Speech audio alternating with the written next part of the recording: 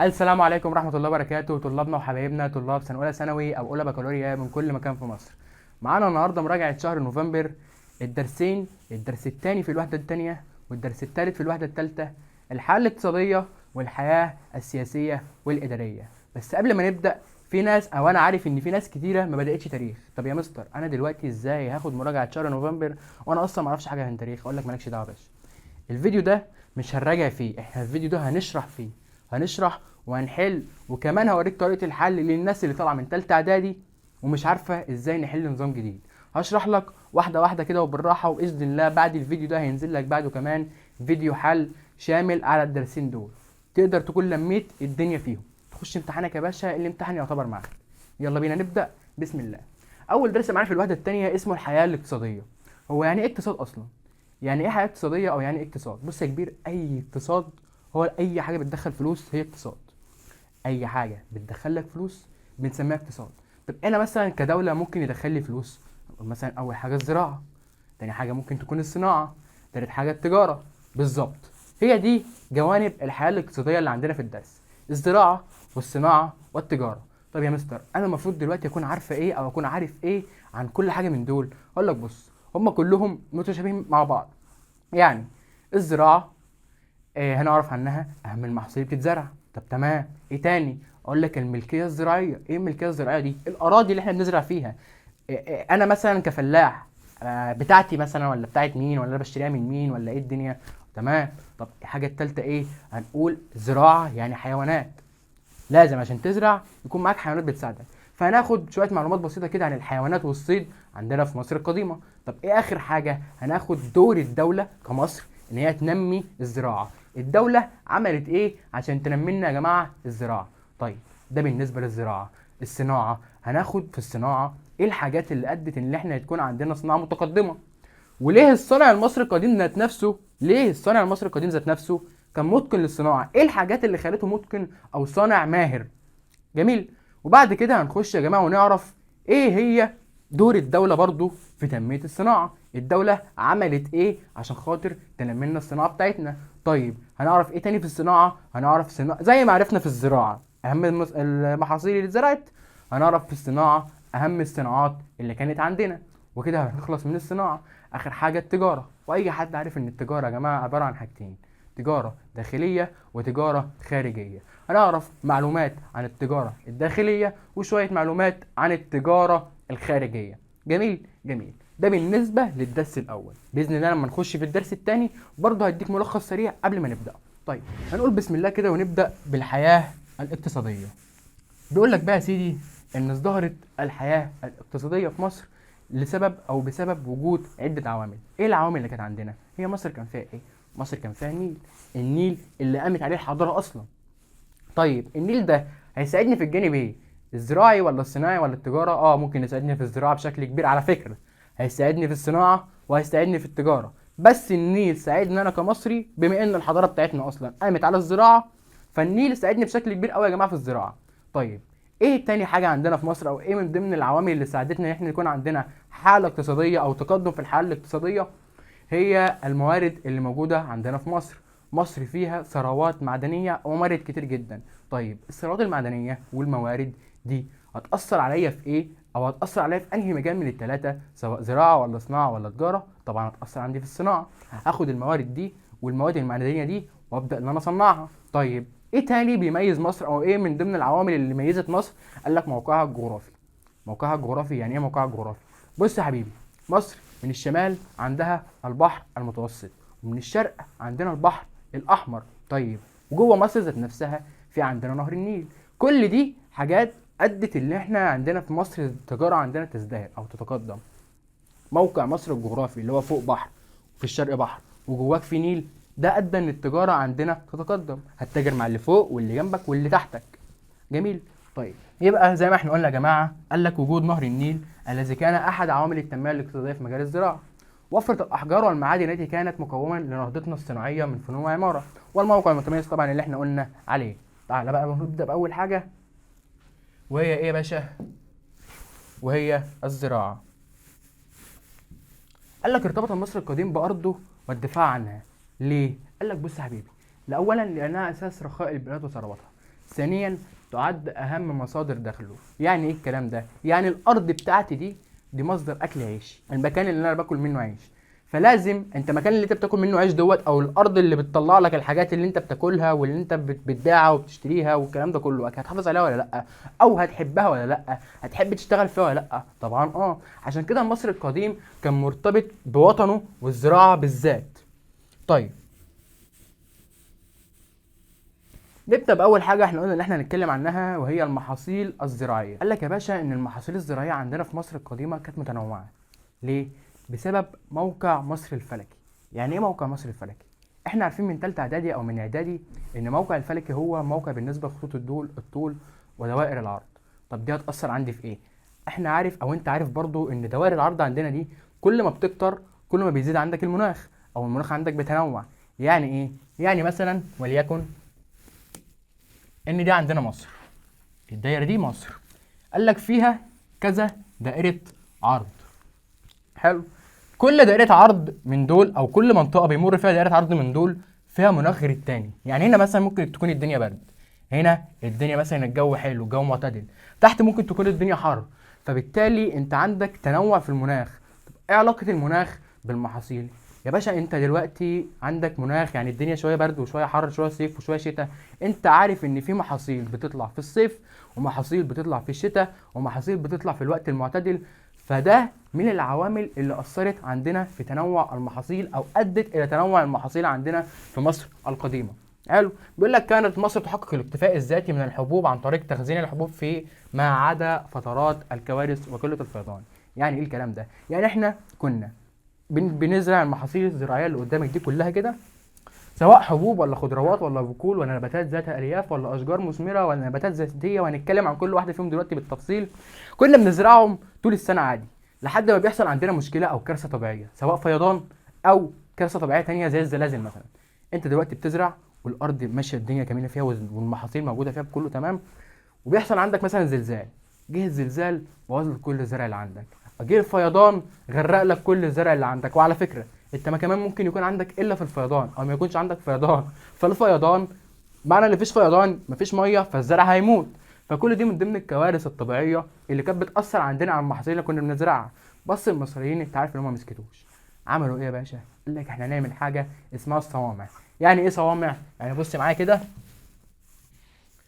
بناء مخروطي عامل كده، بيطلعوا عليه من فوق يرموا فيه او يحطوا فيه المحاصيل اللي هم محتاجينها، المحاصيل اللي هتتاكل بس.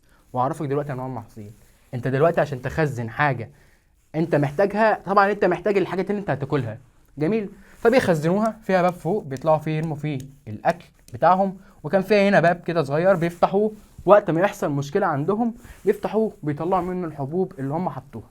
طيب المحاصيل الزراعيه، احنا اتكلمنا عن الحبوب اللي هي القمح والشعير والرز والحاجات دي كلها. الخضار اللي هو الثوم والبصل والخس والحاجات دي برضو. وزي ما انت شايف كده عايزين بس نركز على النباتات الزيتيه، لان دي من ضمن الصناعات الاستخراجيه. يعني ايه صناعه استخراجيه؟ يعني انت بتجيب حاجه وتطلع منها حاجه تانية، عكس الصناعه التحويليه بتجيب حاجه وبتحولها مثلا من ماده خام لحاجه تانية جديده. انما الصناعه الاستخراجيه زي النباتات الزيتيه، انت مثلا بتجيب حاجه زي السمسم وبتعصرها وبتطلع منها زيت، انت استخرجت من السمسم ذات نفسه زيت. عشان كده اتسمت صناعه استخراجيه او بتفيدنا في الصناعه الاستخراجيه. ودي الصوامع اللي احنا اتكلمنا عليها. قال لك هي اماكن لتجميع وحفظ الغلال، وكانت تبنى على شكل مخروطي له فتحه من الاعلى زي ما انا وريتك، ويصعد عليها العمال على سلم لوضع الغلال، وفي الاسفل توجد فتحه للحصول عليها وقت الحاجه. فوق في فتحه بنحط فيها المحاصيل بتاعتنا، ومن تحت في فتحه بنطلع منها المحاصيل وقت ما نعوزها. طبعا احنا ما كناش بنستخدم الصوامع دي غير في وقت الازمه. حصل عندك فيضان زي ما قلت لك، حصل عندك زلزال زي ما قلت لك، بتلجأ انت للصوامع. فانا عملت الصوامع عشان اعمل حاجه عندي اسمها امن غذائي. يعني ايه امن غذائي؟ يعني احفظ الاكل بتاعي. امن غذائي عشان احفظ الاكل بتاعي. والله يا باشا حصل زلزال، حصل فيضان، قلت نسبه الميه، انا كده كده عندي الصوامع. طيب هسألك سؤال، ايه اللي انت ممكن تخزنه في الصوامع من كل اللي قدامك دول؟ ايه الحاجه الرئيسيه اللي انت محتاجها من كل اللي قدام؟ انت عندك ازمه في البلد دلوقتي، حصل عندك ازمه، هتحتاج ايه من كل ده؟ طبعا الحبوب اللي هي القمح والشعير والرز، الحاجات اللي هي ممكن تتاكل.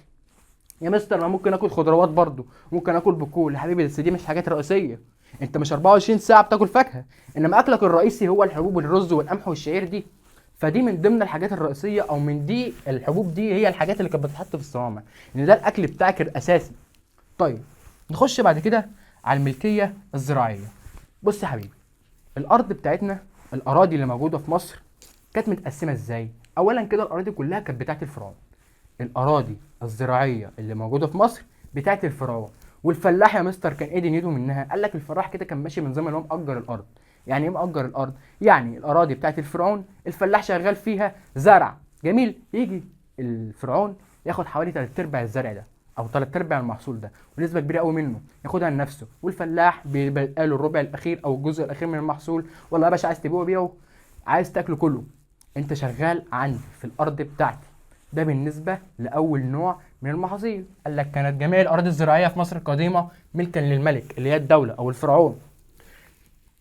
كان الفلاحون المزارعون للارض مطالبين بتسليم الجزء الاكبر من محصولهم للدوله كضرائب. حلو. طيب ايه تاني من من انواع الملكيه الزراعيه عندنا؟ قال لك عندك حاجه اسمها الملكيه الخاصه. ايه الملكيه الخاصه دي؟ قال لك برضو زي ما انا قلت لك ان الاراضي كلها كانت بتاعت مين؟ جدع، بتاعت الفرعون. الاراضي جزء منها كان بيروح للفلاح او الفلاح كان شغال فيه، وفي اراضي كده صغيره كان الملك بيديها للجنود وكبار الموظفين. الجنود كبار الموظفين اللي شغالين مع الملك والجنود بتوع الجيش كان بيديهم اراضي. طب ليه؟ وبعدين الاراضي دي برضو بيأجروها منهم، او كان مثلا بتاعته بس هو مديها لهم؟ قال لك لا، بيديها لهم ليهم هم. باشا اسمها ملكيه خاصه. ملكيه خاصه، حاجتك انت بتاعتك انت. طب ليه؟ قال لك عشان يشجعهم. ازاي؟ انا دلوقتي جندي وطالع احارب، انا وانا طالع احارب عارف ان انا لو اديت حلو مثلا في المعركه دي انا هرجع والملك هيكافئني مثلا بارض. فانا طالع جوايا حماس مش طبيعي، عشان عارف ان انا هرجع اخد ارض من دي او اخد مكافئتي ايا كانت. وكذلك كبار الموظفين اللي الملك مشغلهم، كبار الموظفين دي اللي الناس بيعينهم زي الوزير دلوقتي والحاجات دي. فانا دلوقتي معين وزير، الوزير ده لو ادى مهامه بشكل كويس عارف ان الملك هيكافئه. فالملك كان بيديهم الاراضي دي علشان خاطر بس يضمن اخلاصهم معاه. طيب هو كده في عدل؟ قال لك لا والله ما فيش عدل. انك تيجي على الفلاح الغلبان وتظلمه وتاخد 3 ارباع حقه من المحصول، وتيجي على واحد عشان بس تضمن ان هو يشتغل لك بشكل كويس او يثبت كفاءته معاك تديله الارض كامله ليه؟ فانت كده انت كده على حق الفلاح. الارض اصلا دي معموله للفلاح، الناس اللي شغاله في الفلاحه انت ممكن تديهم اي حاجه تانية، فانت بتيجي يا باشا على حق الفلاح. فهل كده كان في عدل؟ قال لك لا مفيش عدل. طيب نخش على ثالث نوع من انواع الملكيه الزراعيه او ملكيه الاراضي الزراعيه. ايه ثالث نوع دوت؟ قال لك اراضي لا تبع الفرعون ولا تبع كبار الموظفين ولا تبع الفلاح ولا تبع اي حاجه. الاراضي دي الدوله عاملاها عشان خاطر الاوقاف، اصلا اسمها ملكيه الاوقاف. اراضي الدوله عاملاها تبني عليها معابد، تبني فيها بقى مقابر والحاجات دي كلها. طيب دي بقى بتمتاز بالطابع الايه؟ طبعا بالطابع الديني. الطابع الديني يا باشا. اراضي الاوقاف او ملكيه الاوقاف كانت بتمتاز بالطابع الديني. ليه؟ هي بتتاخد يتبنى عليها معابد ومقابر والحاجات دي بتاعت الملوك. طيب ده بالنسبه لملكيه الاراضي الزراعيه. خش بعد كده يا باشا على ايه؟ على تربيه الحيوانات والصيد. قال لك المصريين من اشهر الناس اللي كانت بتربي حيوانات وكانت بتصطاد. ليه؟ قال لك دلوقتي انا مثلا في الزراعه انا هعتمد بشكل كبير على الحيوانات. ليه هعتمد بشكل كبير على الحيوانات؟ انت مثلا البقره اللي عندك دي، فكك بقى من الحوار بتاع دلوقتي. البقره زمان بره انك كنت بتروح تذبحها بقى تاخد منها لبنها تاخد منها لحمها تاخد منها اي حاجه. البقره كانت بتساعدك في اعمال الزراعه. ازاي؟ عارف انت نظام الساقيه اللي بتلف كانوا بيشغلوا فيها البقره؟ طيب اعمال النقل، ان مثلا البقره بحط فيها مثلا عربيه بعجلات وبنقل على المحصول. فعشان كده الحيوانات كانت مهمه بنسبه كبيره قوي عند المصريين. ده غير طبعا ان هم كانوا بياكلوا منها زي صيد الاسماك والطيور، هم كانوا بيصطادوها مثلا ويبيعوها، فكانت من الحاجات المهمه عند المصريين. طب تعالى كده نبص عليها. من اشهر الحيوانات عندنا في مصر البقر والاغنام والماعز والطيور. والبقر احتل المكانه الاولى. طب ليه؟ ليه البقر احتل المكانه الاولى في الحيوانات اللي عندنا في مصر؟ قال لك يا باشا البقره دي زي ما انا لسه قايل لك من دقيقتين بالظبط، البقره دي انت ممكن تستخدمها في كذا حاجه، سواء في اعمال الزراعه او كبقره ذات نفسها، تاخد منها لبنها، تاخد منها لحمها بقى، تاخد منها جلدها، تعمل فيها اي حاجه. جميل جميل. طيب خش على انواع الصيد. احنا عرفنا الحيوانات، نخش بقى على انواع الصيد عندنا. قال لك احنا عندنا 3 انواع من انواع الصيد، كنا بنصطاد ب3 انواع. اول نوع اللي هو صيد البر، تاني نوع اللي هو صيد الطيور، تالت نوع اللي هو صيد الاسماك. طيب واحده واحده فيهم كده ايه وبالراحه. قال لك باشا وايه صيد البر ده؟ قال لك ان الملك واسرته كانت بتطلع للغابه، تطلع تصطاد اسود او غزلان. طيب هو انا دلوقتي لما انا واحد فاضي، يعني انا واحد دلوقتي طالع اصطاد اسد او غزاله، انا هستفاد منها بحاجه؟ قلت لي لا والله مش هستفاد من الاسد حاجه لما يموت، ولا هستفاد من الغزاله حاجه لما تموت. انا واحد فاضي، انا واحد ما رايش حاجه. طب ليه يا مستر الفرعون واسرته بس اللي كانوا بيعملوا كده؟ عشان انت بقيت الناس مش فاضيه. انا دلوقتي مثلا لو واحد فقير وقلت لي تعالى نصطاد اسد ولا غزاله، اقول لك يا عم انت راجل فاضي، انا عايز حاجه اصطادها تاكلني عيش، اكل منها او اكل عيالي منها او ابيعها. علشان كده المصريين القدماء الطبقه الفقيره والطبقه المتوسطه ما كانوش بيطلعوا يشتغلوا في صيد البر. صيد البر ده الفرعون واسرته والناس اللي معاه فلوس، ناس فاضيه ما وراهاش حاجه تطلع تصطاد لك اسد وغزاله، خلصت. طب الناس الفقيره كانت بتصطاد ايه؟ قال لك كانت بتصطاد طيور او بتصطاد اسماك. ليه؟ قال لك لان الطيور دي لا تحتاج مجهود كبير في صيدها، وامثله صيد السمان والبجع. السمان والبجع اللي احنا عارفينه بتطلع تصطاده، لا هتاكله لا هتبيعه. طيب وايه تاني؟ صيد الاسماك، السمك برضه لا هتاكله لا هتبيعه. طيب نخش بعد كده بقى على دور الدوله في التنميه الزراعيه. الدولة عندنا عملت ايه عشان خاطر تنمي الزراعة عندنا في مصر؟ قال لك اول حاجة اقامة مشروعات للري، السدود والقناطر والترع والحاجات دي، ما دي كلها مشاريع ري. طيب ايه تاني؟ قال لك اقامة السدود للحد من اثار الفيضانات ومن امثلتها سد اللاهون. عملت سدود نفس اللي احنا قلناه بالظبط من شوية، اقامة مشاريع الري. وهناخد سد اللاهون دلوقتي بالتفصيل، نعرف السد ده اتعمل ليه ونتيجة، يعني نتيجة ان انا بنيت السد دوت كانت ايه. طيب ايه تاني؟ قال لك زياده مساحه الارض الزراعيه خاصه في عصر الدوله الوسطى، اللي هو برضه بسبب سد اللاهون. سد اللاهون ده زود لي مساحه الارض الزراعيه ازاي؟ هعرفك دلوقتي. طيب عملت ايه تاني الدوله عشان خاطر تنمي الزراعه عندي؟ قال لك الاشراف على مشروعات الري وعمليات الزراعه المختلفه من خلال ادارات مختصه بشؤون الري. الدوله عملت لك اداره لكل حاجه عشان خاطر تشرف على الزراعه عندك. يعني عملت لك ادارات، حاجه بص معايا وركز فيها، ركز في الاربعه عشان هيجيب لك مثال في السؤال، وانت من فهمك للمثال ده هتختار واحده من الاربعه دول. طب انت لو مش فاهم مش هتحل. اداره مسح الاراضي، اداره مسح الاراضي دي انا كنت بستفيد منها بايه؟ قال لك يا باشا الارض بتبعت لك واحد بيبص على التربه. التربه دي تربه نوعها ايه؟ مثلا زراعيه، تربه طينيه، تربه صحراويه، تربه رمليه. ما انت عارف في العلوم من اعدادي ان مش اي تربه ينفع يتزرع فيها اي حاجه، كل تربه وليها محصول تزرعها فيه. فالدوله بتبعتها لك في اداره مسح الاراضي، تبعتها لك عشان خاطر تقيس لك الارض بتاعتك، تعرف الارض بتاعتك دي ينفع يتزرع فيها ايه. طيب ايه تاني؟ قال لك اداره الري. اداره الري اللي هو الناس اللي بتعمل لك المشاريع، اي مشروع عندك امطاره بقى، سد، ترعه، اي حاجه تبع اداره الري على طول، ما انت مش هتدير الري غير بالحاجات دي.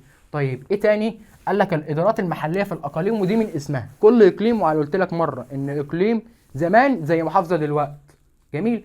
فقال لك ان كل اقليم كان فيه اداره محليه فيه تبع بالزراعه، بس الاقليم ده محتاج ايه زراعيا، الاراضي اللي في الاقليم دي مثلا لو فيها حاجه مثلا ولا حاجه بترجع لاداره الاقليم بتاعتها، بتاعت الزراعه. طيب ايه تاني؟ قال لك اداره الزراعه اللي هي بالظبط وزاره الزراعه دلوقتي.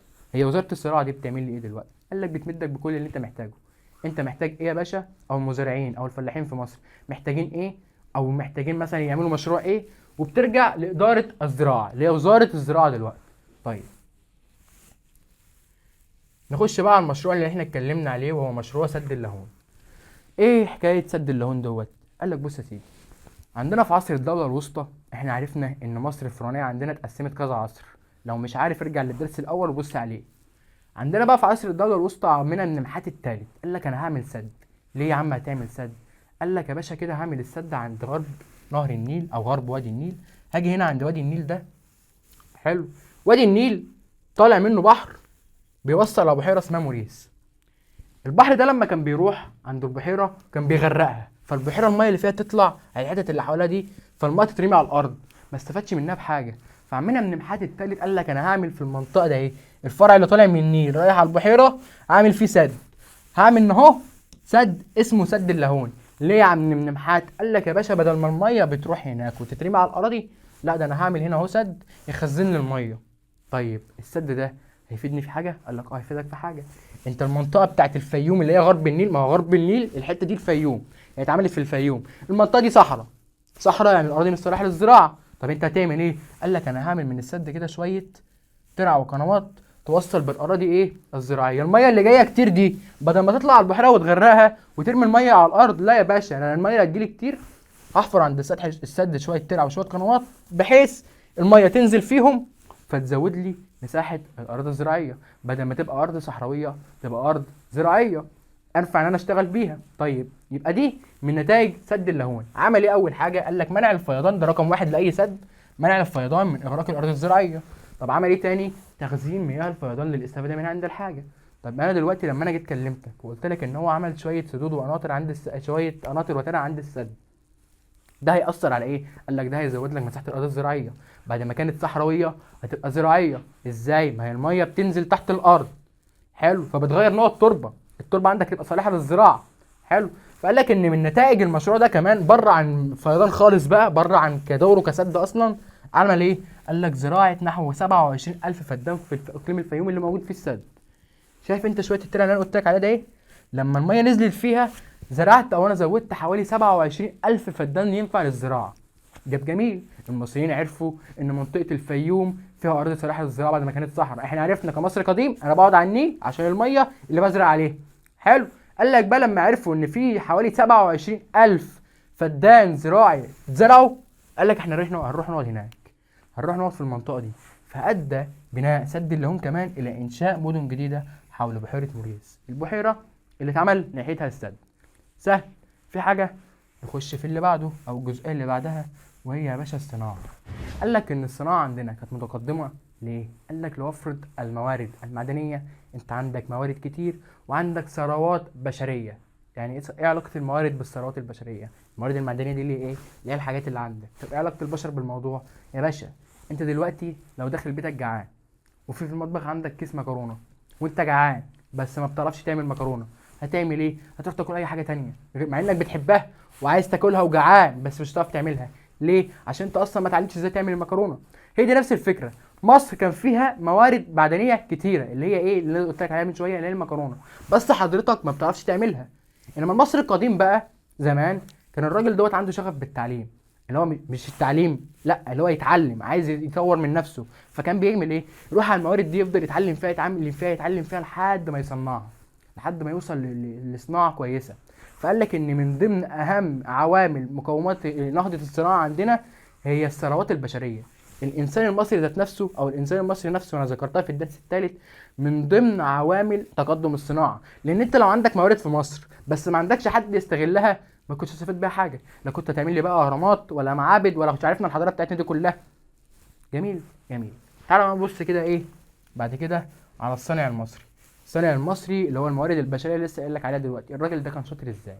الراجل ده ايه اللي خلاه شاطر ومتقن للحرفه بتاعته؟ قال لك بص، اولا كده رقم واحد كان بيعمل او بيشتغل الحرفه اللي هو بيحبها.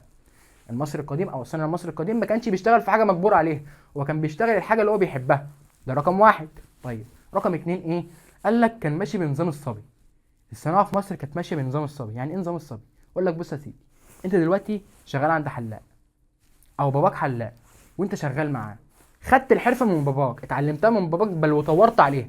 باباك مات الله يرحمه، جيت انت مسكت مكانه الصالون بتاع الحلاقه وشغلت واحد معاك، فالواحد ده او ابنك، واحد او ابنك ايا يكن، وشغلته معاك. الراجل اللي انت شغلته معاك الجديد دوت اتعلم منك الحرفه بل وطور فيها، وهكذا. المصري القديم زي ما قلت لك كان ماشي بنظام الصبي، كان بيورث الحرفه من ابائه واجداده وبيفضل يتعلم ويطور فيها. ده رقم اتنين من تطور او ليه كان الصانع المصري القديم كان متطور. طيب الحاجات دي اثرت عليها في حاجه او ادت لحاجه؟ قال لك الاثنين دول سواء ان هو بيشتغل الحرفه اللي هو بيحبها او كان بيورثها من اجداده او من الناس الكبيره الاكبر منه، الاثنين دول ادوا ان هو يتقن الصناعه المصريه او يتقن الصناعه عامه، بل ويعرف اسرار الماده الخام. يعني ايه يعرف اسرار الماده الخام اللي هي دي كده؟ بقول لك بص كده معايا، وصلت كفاءة وخبرة بعض العمال إلى حد الإتقان والإعجاز، وخاصة بعد أن عرفوا مع الزمن خصائص وأسرار المواد الخام التي يستخدمونها. يعني إيه عرفت خصائص وأسرار المادة الخام دي؟ يعني إيه أسرار المادة الخام؟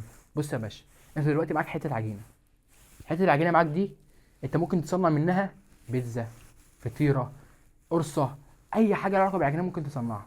كذلك المصري القديم ما كانش مثلا مقتصر صناعته عن الماده مثلا الحاجه الفلانيه بصنع منها الحاجه الفلانيه وشكرا، لا، ده كان يجي مثلا على نبات زي نبات البردي وهنذكره دلوقتي. نبات بيطلع على ضفاف النيل. بص بقى معايا، نبات بيطلع على ضفاف النيل بياخد النبات ده يحوله لورق، ده رقم واحد. طب حلو، كان بيعمل منه حاجه تانية، كان بيعمل منه حبال. ازاي الماده اللي انا عملت منها ورق انا ممكن اعمل منها حبل؟ اهو ده بقى الاعجاز اللي هو وصل له. طب كان ممكن يعمل منها ايه تاني؟ الماده اللي انت كان ممكن تعمل منها ورق او حبل، تخيل يعمل منها مركب، تخيل يعمل منها ايه، يعمل منها فرش بتاع البيت. فالانسان المصري القديم كان متقن لاصول الماده الخام، عارف ان الماده دي انا ممكن اصنع منها اي حاجه، ممكن اعمل منها اي حاجه. طب تعالى كده نبص مع بعض على اهم الصناعات ونعرف ازاي الانسان المصري القديم كان ممكن يصنع من الماده الخام واحده كذا حاجه، وممكن يصنع حاجه واحده من كذا ماده خام كمان. يعني التوابيت لما نبص عليها دلوقتي اداه اتصنعت من الاخشاب ومن الحجاره ومن الفخار ومن المعادن. بص هتلاقي دخل في صناعه التوابيت دي مليون حاجه. طب تعالى كده نبص عليهم واحده واحده عشان نعرفهم. الصناعات الحجريه تمثل اقدم انواع الصناعات، مثل صناعه التماثيل والاواني والتوابيت. كنت بصنع من الحجاره تماثيل واواني وتوابيت، ودي اقدم انواع الصناعات. عشان احنا نعرف بعد كده في درس الحياه الاجتماعيه ان احنا اصلا كنا اسمنا عصر حجري، بتستخدم الحجاره بس. انت اول ما نزلت مصر انت كنت بتستخدم الحجاره بس، لحد ما بدات تتطور بقى وتكتشف ايه المعادن والحاجات دي كلها. طيب الصناعات الفخاريه استخدمت في صناعتها ماده الغرين اللي هو الطمي. الفخار مثلا القله معموله من الطمي، ما هي دي الفخار اللي عندك تعمله من الطين بتاع النيل، يبقى ده ارتبط بنهر النيل او بالبيئه الفيضيه. الصناعات الفخاريه ارتبطت بنهر النيل، ما انت مصر كلها ما كانش فيها الحته انك تجيب منها طمي غير نهر النيل، فكنت بتروح عنده تجيب الطمي وبتعمل منه صناعات فخاريه زي ايه؟ زي التماثيل والاواني والطوب للبناء. طوب البناء دوت اللي هو اسمه الطوب اللبن، انا عارفه برضو في درس الحياه الاجتماعيه، كنت بتجيبه عشان خاطر تبني بيه البيت بتاعك، سواء بقى بيت الملك او بيت عامه الشعب المهم الناس الفقراء عادي. تعرف الدرس ده تعرف النقطه دي في درس الحياه الاجتماعيه. طيب نكمل. ايه تاني الصناعات اللي كانت عندنا؟ الصناعات الزجاجيه، وهي دي الصناعه الوحيده عندنا في مصر ان احنا ما كناش بنعرف نعمل غير الازاز من ماده واحده، والماده دي ما كناش نعرف نعمل منها غير ازاز بس، اللي هي ايه؟ اللي هي الرمال الموجوده عندنا في الصحراء. الرمل بتاع الصحراء، طبعا انت عارف ان مصر اصلا كلها صحراء، احنا لحد دلوقتي في مصر عايشين فيها بنسبه 7% من مساحه مصر. مساحه مصر اكشاف في المساحه الكبيره دي احنا عايشين فيها بس بنسبه 7% لحد دلوقتي. امال الباقي ايه؟ الباقي عندك يا باشا صحراء. فبيقول لك ان الانسان المصري القديم لما راح عمل من الرمل صناعات زجاجيه بس، عمل منها الازاز بس، ما كانش بيعرف يعمل من الرمل اي حاجه تانية. طيب نكمل. الصناعات المعدنيه، عندك حاجتين او نوعين من المعادن اللي هي الذهب والفضه. عمل منهم ايه يا باشا؟ قال لك الذهب ده عمل منه حلي واواني وتوابيت واقنعه وتيجان الملوك. طب بص معايا كده، هو التوابيت دي ليها علاقه بالايه؟ هو التابوت ده اللي بيدفن فيه البني ادم صح، او الملك صح، يبقى ده سبب ديني او عامل ديني صح. والاقنعه واتجان الملوك دي سبب ايه؟ سبب سياسي، كنت بعملهم عشان سبب سياسي.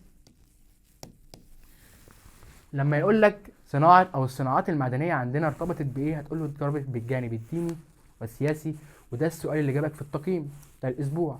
طبعا ده سؤال غلط، كان جاي غلط. ليه؟ لانه كان حاطط له في الاختيارات كذا حاجه، سياسي وديني وديني ومش عارف ايه وديني واقتصادي. طب ما ديني واقتصادي تنفع وسياسي وديني تنفع؟ ازاي يعني؟ هو انت اصلا يا ابني بتصنع ليه؟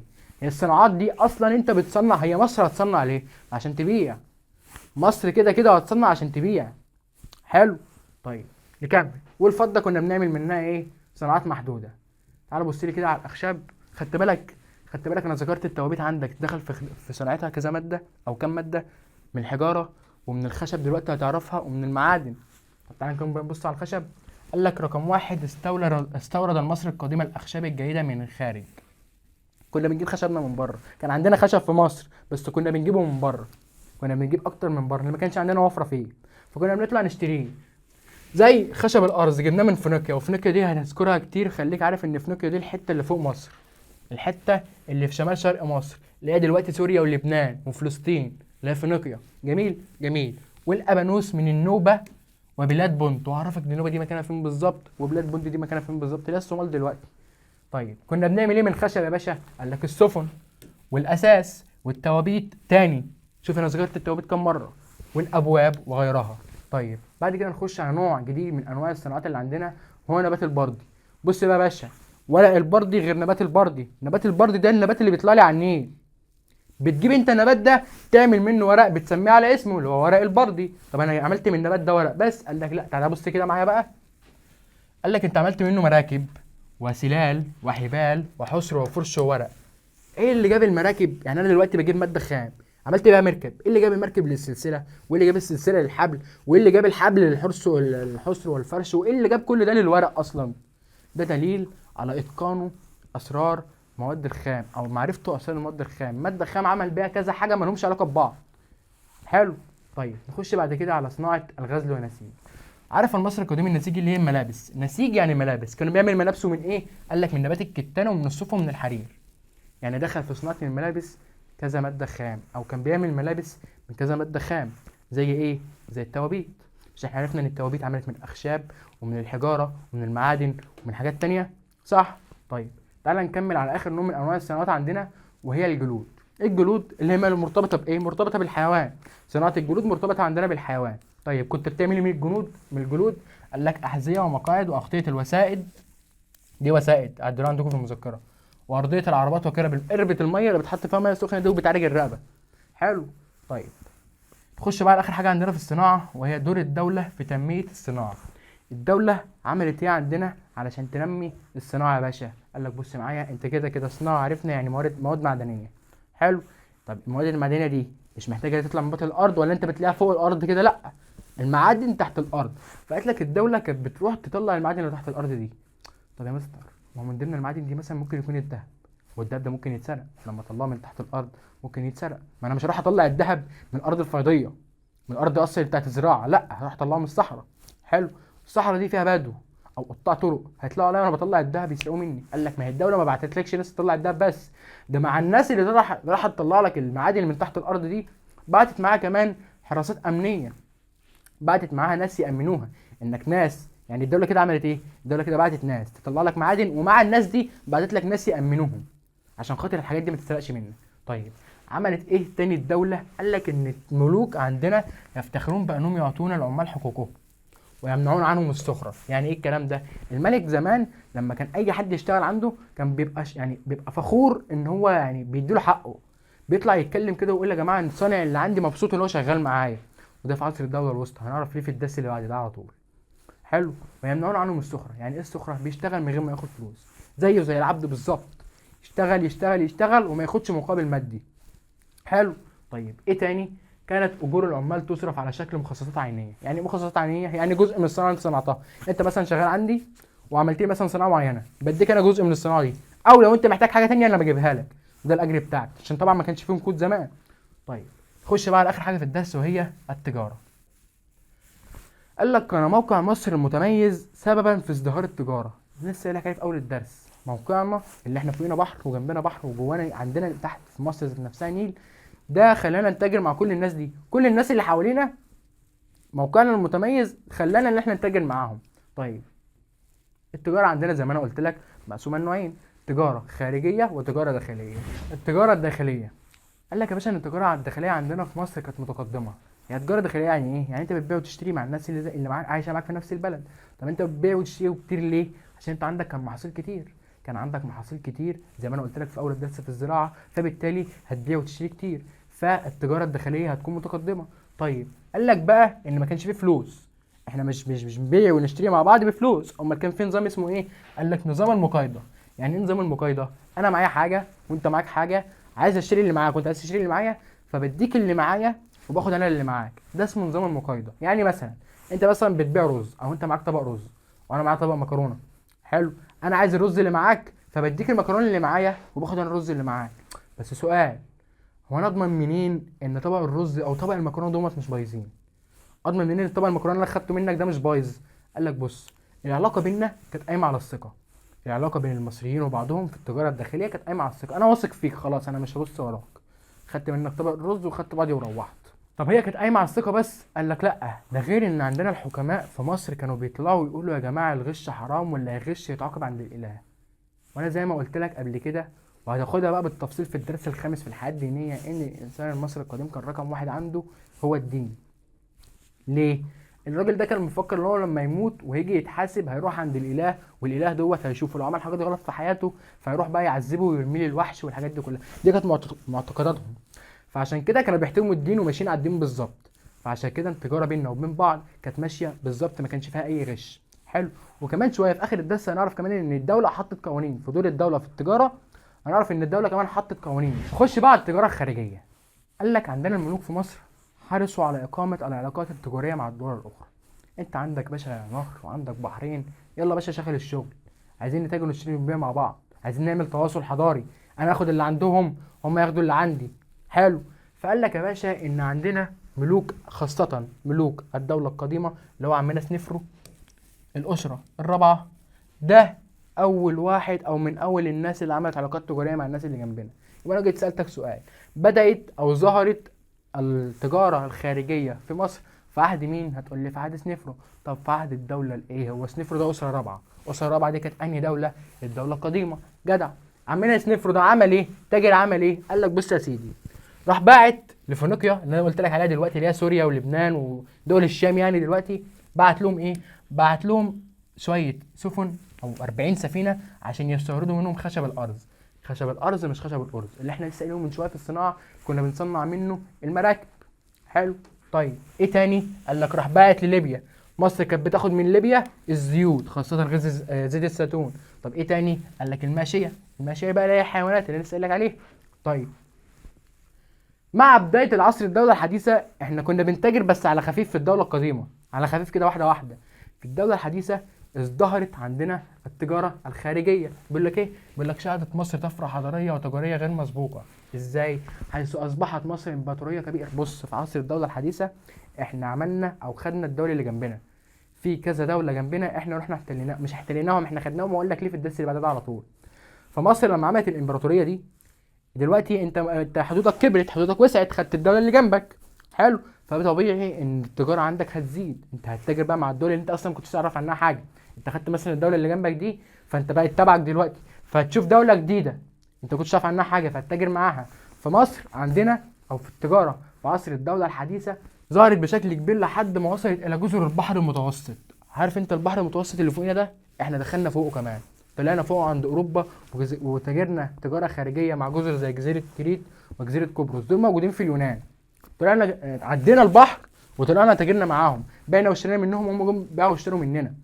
حلو. ده بالنسبه لعصر الدوله الحديثه او التجاره في عصر الدوله الحديثه. طيب نخش بقى على العصر المتاخر. العصر المتاخر انا عارفه من الدرس اللي فات او عارف من الدرس اللي فات ان هو كان عصر ضعف. ازاي يكون في تجاره في عصر ضعف عني؟ انا قايل لك يا باشا ان عندك اسره، الاسره 26 بالتحديد في العصر المتاخر، الاسره دي كانت اسره قويه. فاكر لما قلت لك ان اوضه ضلمه طلع منها شعاع نور؟ هي الاسره 26 دي هي شعاع النور. واقول لك على حاجه بقى، ان التجاره في عهد الاسره ده هي كانت من ازهر او من اكتر التجارات الخارجيه المتطوره عندنا في مصر الفرعونيه كلها. تخيل يبقى عصر ضعف وتيجي عندك اسره عملت طفره في مجال التجاره الخارجيه. عملت ايه؟ قال لك بص يا حبيبي، عندك واحد اسمه الخاوي الثاني ابن ابسماتك الاول اللي هو اصلا مؤسس الاسره. عمل ايه عمنا نخاوي؟ اول حاجه تنشيط تجاره مصر الخارجيه عن طرق البحريه والبريه. الناس اللي جنبك والناس اللي في البحر انت رحت ايه؟ نشطت التجاره. طب ده عادي، ده الدول اللي فاتت عملت كده، العصور اللي فاتت عملت كده. ايه اللي عمله جديد؟ قال لك بص، عارف طريق راس رجاء صالح اللي انت خدته في ثالثه اعدادي اللي البرتغاليين اكتشفوه؟ قلت لي اه. اقول لك بقى ان احنا اول ناس نكتشف الطريق ده، احنا المصريين. عمنا الخاوي الثاني اول واحد يكتشف الطريق ده. ازاي؟ قال لك المعلم ده راح جاي طبعا في عصر الدوله الحديثه اللي هي قبل العصر ده. انا قايل لك اللي احنا عملنا امبراطوريه كبيره. يعني ايه؟ يعني خدنا الدول اللي جنبنا. طيب كانت من ضمن مين الدول اللي جنبنا؟ اللي هو اقليم فينيقيا. فينيقيا اللي هي سوريا ولبنان والحتت دي، احنا خدناهم، هم كده كده كانوا عندنا. فالعصر المتاخر جه بعد عصر الدوله الحديثه. عمنا نخاو راح واخد الفينيقيين دول. خدهم ليه؟ قال لك الناس دي كانت شاطره جدا في المجال البحري، في مجال البحر. الناس دي كانوا بحاره ماهرين فخدهم. طب دلوقتي لو جيت سالتك هو ليه خد الفينيقيين؟ هتقول لي عشان نعتمد على اهل الخبره. الناس دي عندها خبره في البحر اكتر من المصريين. احنا عندنا خبره في الزراعه عشان الزراعه بتاعتنا قامت على نهر النيل، او الحضاره بتاعتنا قامت على الزراعه اللي هي على نهر النيل. انما الناس دي الحضاره اللي قامت في فينيقيا قامت بسبب البحر اللي موجود، التجاره البحريه. فالناس دي كانت شاطره في المجال او المجال البحري او مجال التجاره البحريه. واحنا في عصر الدوله المتاخره او عصر المتاخر عندنا احنا كنا واخدين معانا فينيقيا، فينيقيا كانت تبعنا. فعمنا نخاو راح واخد الفينيقيين وقال لهم يلا يا رجاله عندنا طلعه. وقف عند مصر وراح جاي مثلا دي مصر اهي او دي افريقيا اهي ومصر مثلا هنا. عمنا نخاو راح واخد الفينيقيين راحوا دايرين حوالين افريقيا كلها في رحله قعدت 3 سنين. ليه عمل كده؟ قال لك يا باشا دلوقتي انا واحد، انا اكتفيت بالمحاصيل اللي عندي، انا عايز اشوف محاصيل جديده او عايز اشوف اشياء جديده ما كنتش اعرف عنها حاجه، فاخد الفينيقيين ونطلع نلف حوالين افريقيا كلها. طب بعد ما لف عمل ايه؟ قال لك رجع مصر بشويه حاجات ما كانتش موجوده عندنا، حاجات ما كناش نسمع عنها. طيب الحاجات اللي انت جيت بيها دي يا عم خاو هتعمل فيها ايه؟ قال لك افتح لها اسواق جديده، ما حاجات ما حدش يعرفها، هبدا ان انا افتح لها اسواق جديده عشان ابيعها فيها. فده اللي عمله عمنا نخاو التاني. طيب نخش بعد كده على وسائل النقل والمواصلات عندنا في مصر القديمه. وسائل النقل عندنا اللي احنا كنا بنتاجر بيها، ما البضائع دي كانت بتتحط على ايه؟ عايزين نعرف كانت متقسمه عندنا لكام نوع. قال لك لثلاث انواع، اول على حسب نوع التجاره. اول حاجه عندنا النقل النهري من خلال المراكب في النيل التي تنقل البضائع من الشمال الى الجنوب والعكس. انت عندك المراكب في النيل بتاعك بتطلع فوق وبتنزل تحت، بتطلع فوق في الشمال وبتنزل تحت في الجنوب. دي كانت التجاره النهريه، مراكب لها علاقه بالتجاره النهريه بس. طب ايه تاني؟ قال لك النقل البحري. ايه اللي حصل يا باشا؟ قال لك من خلال سفن كبيره تجوب البحار لتنقل البضائع وتحقق التواصل الحضاري مع الدول المجاوره. احنا نقدر دلوقتي اللي احنا عندنا بحرين، بحر في الشمال وبحر في الشرق اللي هو المتوسط والاحمر. كنت يا باشا وخاصه في عهد الدوله الحديثه عملت ايه؟ عملنا سفن كبيره بقى. ما هو السفينه اللي هتعملها في النهر مش زي السفينه اللي هتعملها لي في البحر. عملت سفن كبيره عشان تتاجر مع الدول اللي انا لسه قايل لك عليها من شويه، اللي هي الدول البحر المتوسط اللي هي شبه جزيره كريت وقبرص، والدول اللي اللي جنب البحر المتوسط كمان، البحر الاحمر كمان. طيب ايه تاني؟ قال لك النقل البري. النقل البري ليه علاقه بالتجاره الداخليه شويه. حلو. هتعمل ايه؟ قال لك احنا جبنا مركبات وبيجرها تيران بنحط عليها البضاعه. كانت عباره في الاول كده عن شويه مركبات اللي هي خشبه وتحتها عجلتين وبيجرها الطوب وبنحط عليها البضاعه وبنتاجر بينها وبين بعض. طيب فضل كده كتير؟ قال لك لا. ايه اللي حصل؟ فاكر يالا في عهد الدوله الحديثه لما احنا طلعنا الهكسوس؟ هم الهكسوس دول اصلا كانوا داخلين عندنا بايه؟ بالعجلات الحربيه. طب العجلات الحربيه دي كان بيقودها ايه؟ او الحيوان اللي كان مستخدم فيها ايه؟ اللي هو الخيل. خدنا بقى احنا الخيول اللي احنا اتعلمناها من الهكسوس دمت وبدلناها بالطور. الطور ده كان بطيء، عجل طور هتعمل فيه ايه؟ بطيء. خدت انت الخيل مكانه وركبته مكان الطور، فبالتالي نقل البضائع عندك بقى اسرع شويه. طب هتقوله ده في عهد الدوله الايه؟ تقوله في عهد الدوله الحديثه، عشان لما يجيب لك سؤال ويقول لك ان النقل البري بقى زادت سرعته مثلا في عهد الدوله ايه؟ هتقول له في عهد الدوله الحديثه. طيب رابع واخر حاجه معانا وهي دور الدوله في تنميه التجاره. الملوك بتوع مصر او الدوله المصريه عملت ايه عشان تنمي التجاره زي ما نمت الزراعه قبل كده ونمت الزراعه قبلها؟ عملت ايه؟ قال لك اول حاجه اقامه التحصينات على حدود مصر. احنا كنا بنتاجر مع الناس اللي فوقينا والناس اللي جنبنا، فاحنا لازم نعمل تحصينات عشان نامن الرحلات التجاريه دي. الناس اللي طالعه والناس اللي خارجه احنا بنامنهم، فهنعمل لهم تحصينات على الحدود. طيب الناس اللي طالعه والناس اللي داخله دي كنت بتعمل معاها حاجه ثانيه؟ قال لك عاملين معاهم حاجه اسمها الجمارك. الجمارك دي نظام اللي هو انت داخل تدفع فلوس، خارج تدفع فلوس. اي حاجه داخلك دي تدفع عليها فلوس، واي حاجه خارجه تدفع عليها فلوس. اللي هي ايه؟ او دي ليها علاقه بالتجاره الايه؟ التجاره الخارجيه طبعا. طيب والتجاره الداخليه كان بيحصل فيها نفس الموضوع، ادارات القوافل التجاريه، ودي تجاره داخليه.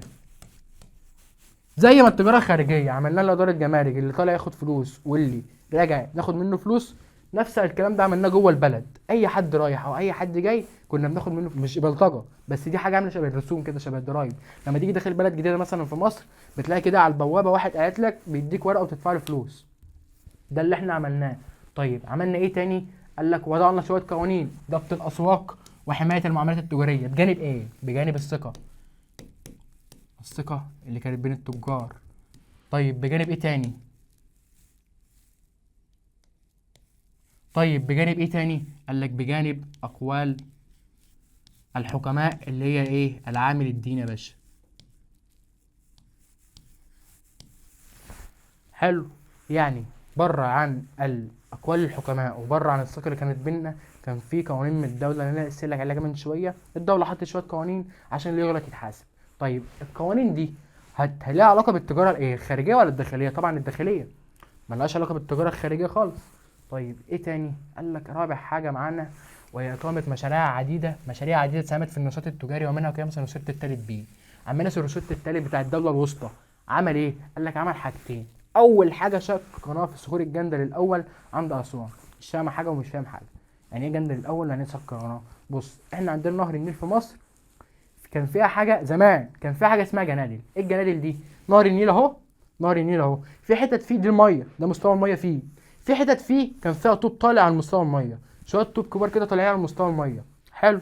كانوا اكترهم عند اسوان، واسوان دي اللي هي اخر حته في مصر اصلا، تحت في الجنوب، اخر حته فيها. فدي وجودها او وجود الجنادل ده كان هيساعدني في التجاره. انا لو عايز اتاجر مع الدول اللي تحتي، او الدول اللي تحتي عايزه تطلع عندي وتتاجر معايا، الجندل ده هيعرفني. السفن مش هتعرف تعدي من الصخور دي.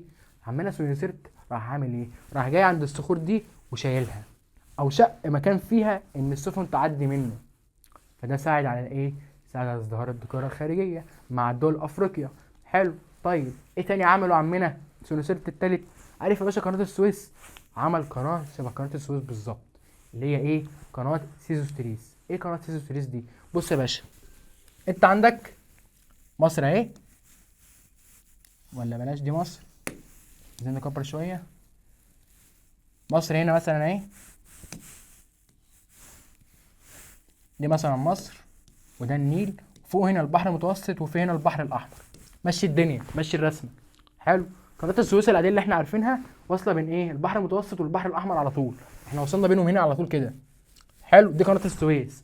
قناه السويس بقى كانت عامله ايه؟ قال لك نفس الفكره بالظبط، بس الفكره ان هي كانت رابطه بين الاثنين دول عن طريق نهر النيل. ده البحر المتوسط وده البحر الاحمر، هي رابطه بينهم عن طريق نهر النيل. يعني انت بتيجي من البحر الاحمر عايز تطلع من البحر المتوسط، بتخش مصر تعدي على نهر النيل وبتطلع يا باشا على البحر المتوسط براحتك. الفرق بينه وبين قناه السويس ان قناه السويس ما كانش له علاقه بنهر النيل خالص، كان رابطه على طول بين البحرين زي ما انا وريتك. فدي قناه سيزوستريس. طيب القناه دي هتفيد مين؟ قال لك يا باشا هتفيد ستنا حتشبسوت بتاعت الدوله الحديثه. ليه؟ لان هي كانت بتتاجر مع الدول اصلا اللي جنب البحر الاحمر اللي هي بلاد بونت. لما تيجي بعده او تيجي بعد عمنا سينوسيرت الثالث بتاع الدوله الوسطى هتنتهي، هيجي بعدها الدوله الحديثه. فحتشبسوت لما تيجي، حتشبسوت دي بتعشق حاجه اسمها بلاد بونت. فلما تيجي وتلاقي القناه دي او قناه سيسوستوريس، فالموضوع بالنسبه لي هيكون سهل. وانا الاول دلوقتي لو قناه سيسوستوريس دي كانت مش موجوده كنت بعمل ايه؟ كنت يا باشا بطلع من مصر، حلو، بلف كده لحد ما اوصل البحر الاحمر عشان خاطر اوصل له، او الدول اللي تحت دي يعني، عشان اطلع من مصر عشان اوصل مثلا لدوله تحت مصر كنت اطلع من مصر والف من تحت عشان اوصل لها. فسينوسيرت التالت راح جاي عامل لحتشبسوت ايه؟ عمل لها قناه سيسوستوريس دي، قناه من هنا واصله هنا على طول. فعشان توصل للناس اللي تحت دي بتطلع تخش على القناه وتنزل تحت براحتها. قناه سيسوستوريس. نيجي بقى على اخر حاجه عندنا في الدرس عندنا، وهي التواصل الاقتصادي المصري مع افريقيا. يعني ايه تواصل اقتصادي مصري مع افريقيا؟ يعني دول افريقيا دي كانت بتاخد مننا ايه واحنا كنا بناخد منهم ايه؟ عندنا حاجتين: بلاد النوبه اللي هي شمال السودان، وهنعرفها بالظبط في الدرس اللي بعد كده، وبلاد بونت اللي هي الصومال حاليا. طيب احنا بلاد النوبه دي اللي هي شمال السودان دي كنا بناخد منها ايه؟ وكانت هي بتاخد مننا ايه؟ قال لك بص، احنا كنا بناخد منها خشب الابانوس والعاج والذهب والبخور والعطور وادوات التحنيط والكروم والزيوت. انا يهمني في كل ده دي. ليه يهمني دي؟ ليه ادوات التحنيط؟ هيجيب لك سؤال في الامتحان يقول لك مثلا احنا كنا بنستورد من بلاد النوبه الحاجات اللي ليها علاقه بالايه؟ بالجانب الديني. ما هو التحنيط ده اللي هو جانب ديني، الدين. جميل. طيب هي كانت بتاخد مننا ايه بقى؟ مصر كانت بتصدر لها ايه؟ قال لك يا باشا الحبوب والكتان المصري والاواني الحجريه والفخاريه والاسلحه والمنسوجات. دي الحاجات طبعا، دي حاجات حفظ او حاجات تكون عارفها، يعني مش عايزك تحفظ بس تكون عارفها شكليا. حلو. طيب ايه تاني هم خدوه مننا؟ ما هو تواصل حضاري مش معناه ان انا بعت لك وانت اشتريت مني، لا، التواصل الحضاري ممكن اكون استفدت منك حاجه او عرفت من عندك حاجه. حلو. طيب خدوا مننا ايه بقى؟ قال لك دلوقتي عندنا في مصر القديمه، المصريين زمان، الناس الاغنياء بالذات، اللبس بتاعهم كانوا بيحطوا عليه شويه ذهب، بيترسوه معادن، بيحطوا عليه معادن كتير، بيزينوه بالمعادن. هتاخده في الدرس الحياه الاجتماعيه، كانوا بيعملوا كده عشان الفقراء كانوا بيقلدوهم. انا مثلا دلوقتي لابس تيشيرت اسود مثلا من قطن، بيجي واحد فقير، انا واحد غني ولابس تيشيرت اسود من قطن، بيجي واحد فقير يقلدني، يلبس نفس التيشيرت بنفس اللون بس من خامه اوسخ شويه او من خامه اوحش شويه. حلو. فالاغنياء كانوا بيتضايقوا، فكانوا بيعملوا ايه؟ بيميزوا نفسهم، بيحطوا بقى على اللبس بتاعهم بيزينوه بشويه حاجات ذهبيه بالذهب والمعادن والحاجات دي. وريني بقى انت تعملها ازاي يا فقير. حلو. فالحته دي بقى حته تزيين الملابس اللي خدوها مننا هم بلاد السودان اللي هي بلاد النوبه، خدوا الحته دي مننا. طيب ايه تاني؟ قال لك ملوك الاسره السادسه اللي هي الدوله القديمه عملوا ايه يا باشا؟ قال لك احنا بعتنا رحلات تجاريه الى منطقه النوبه اللي هي شمال السودان، يرأسها احد كبار الموظفين، ده جانب سياسي. جميل. كبار الموظفين انا قلت لك زي وزير مثلا، ده جانب سياسي. حلو. ومن اشهر رؤساء البحالات دي، يعني من اشهر كبار الموظفين، كان واحد اسمه حرخوف. ودي اللي جات لك في التقييم، دي اللي جات لك في التقييم الاسبوعي.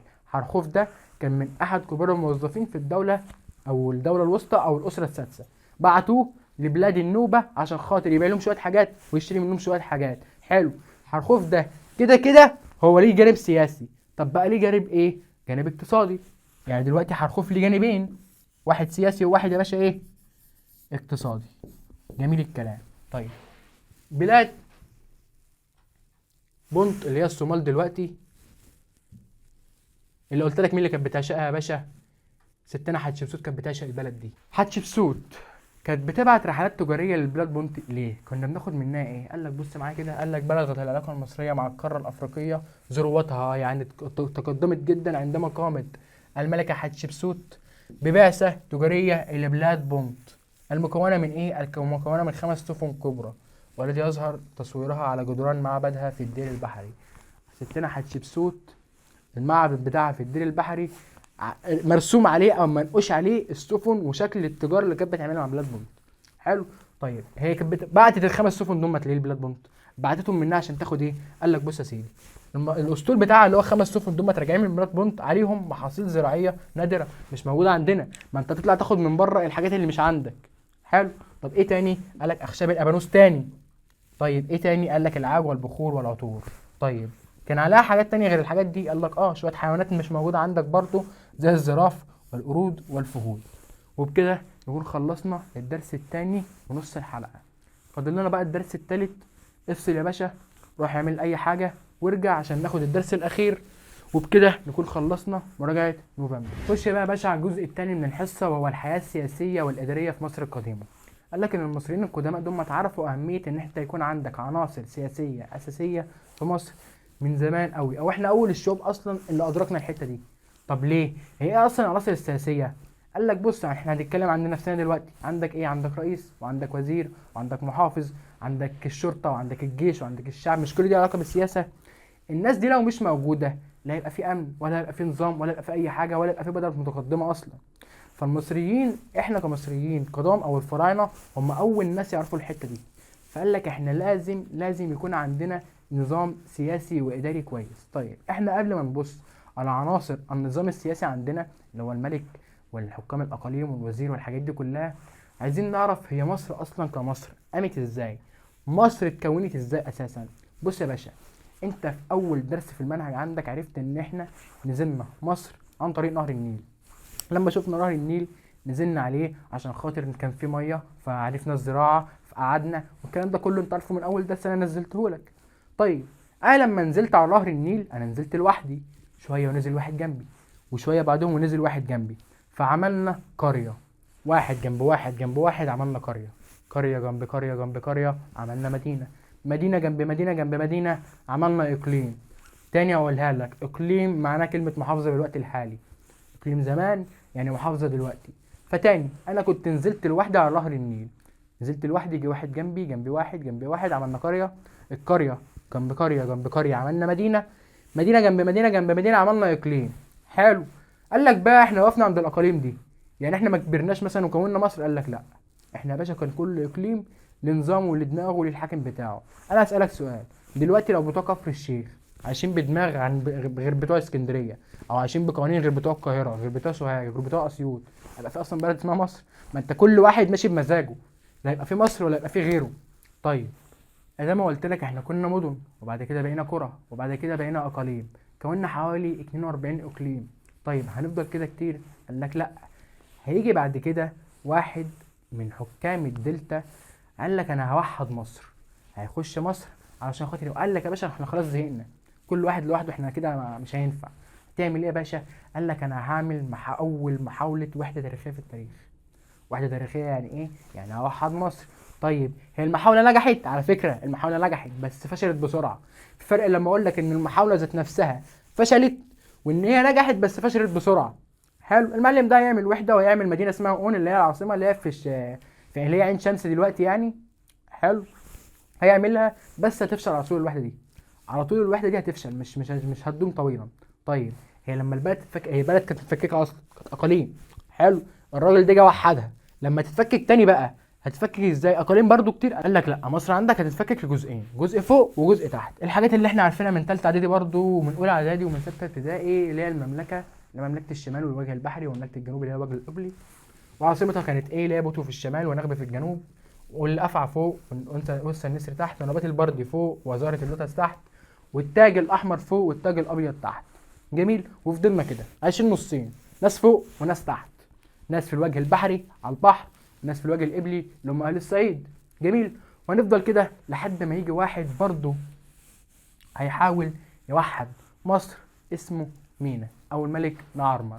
دي بقى المحاولة اللي هتنجح فيها توحيد مصر، والمحاولة اللي بسببها احنا لحد دلوقتي مصر، احنا لحد دلوقتي كلنا مع بعض. حلو.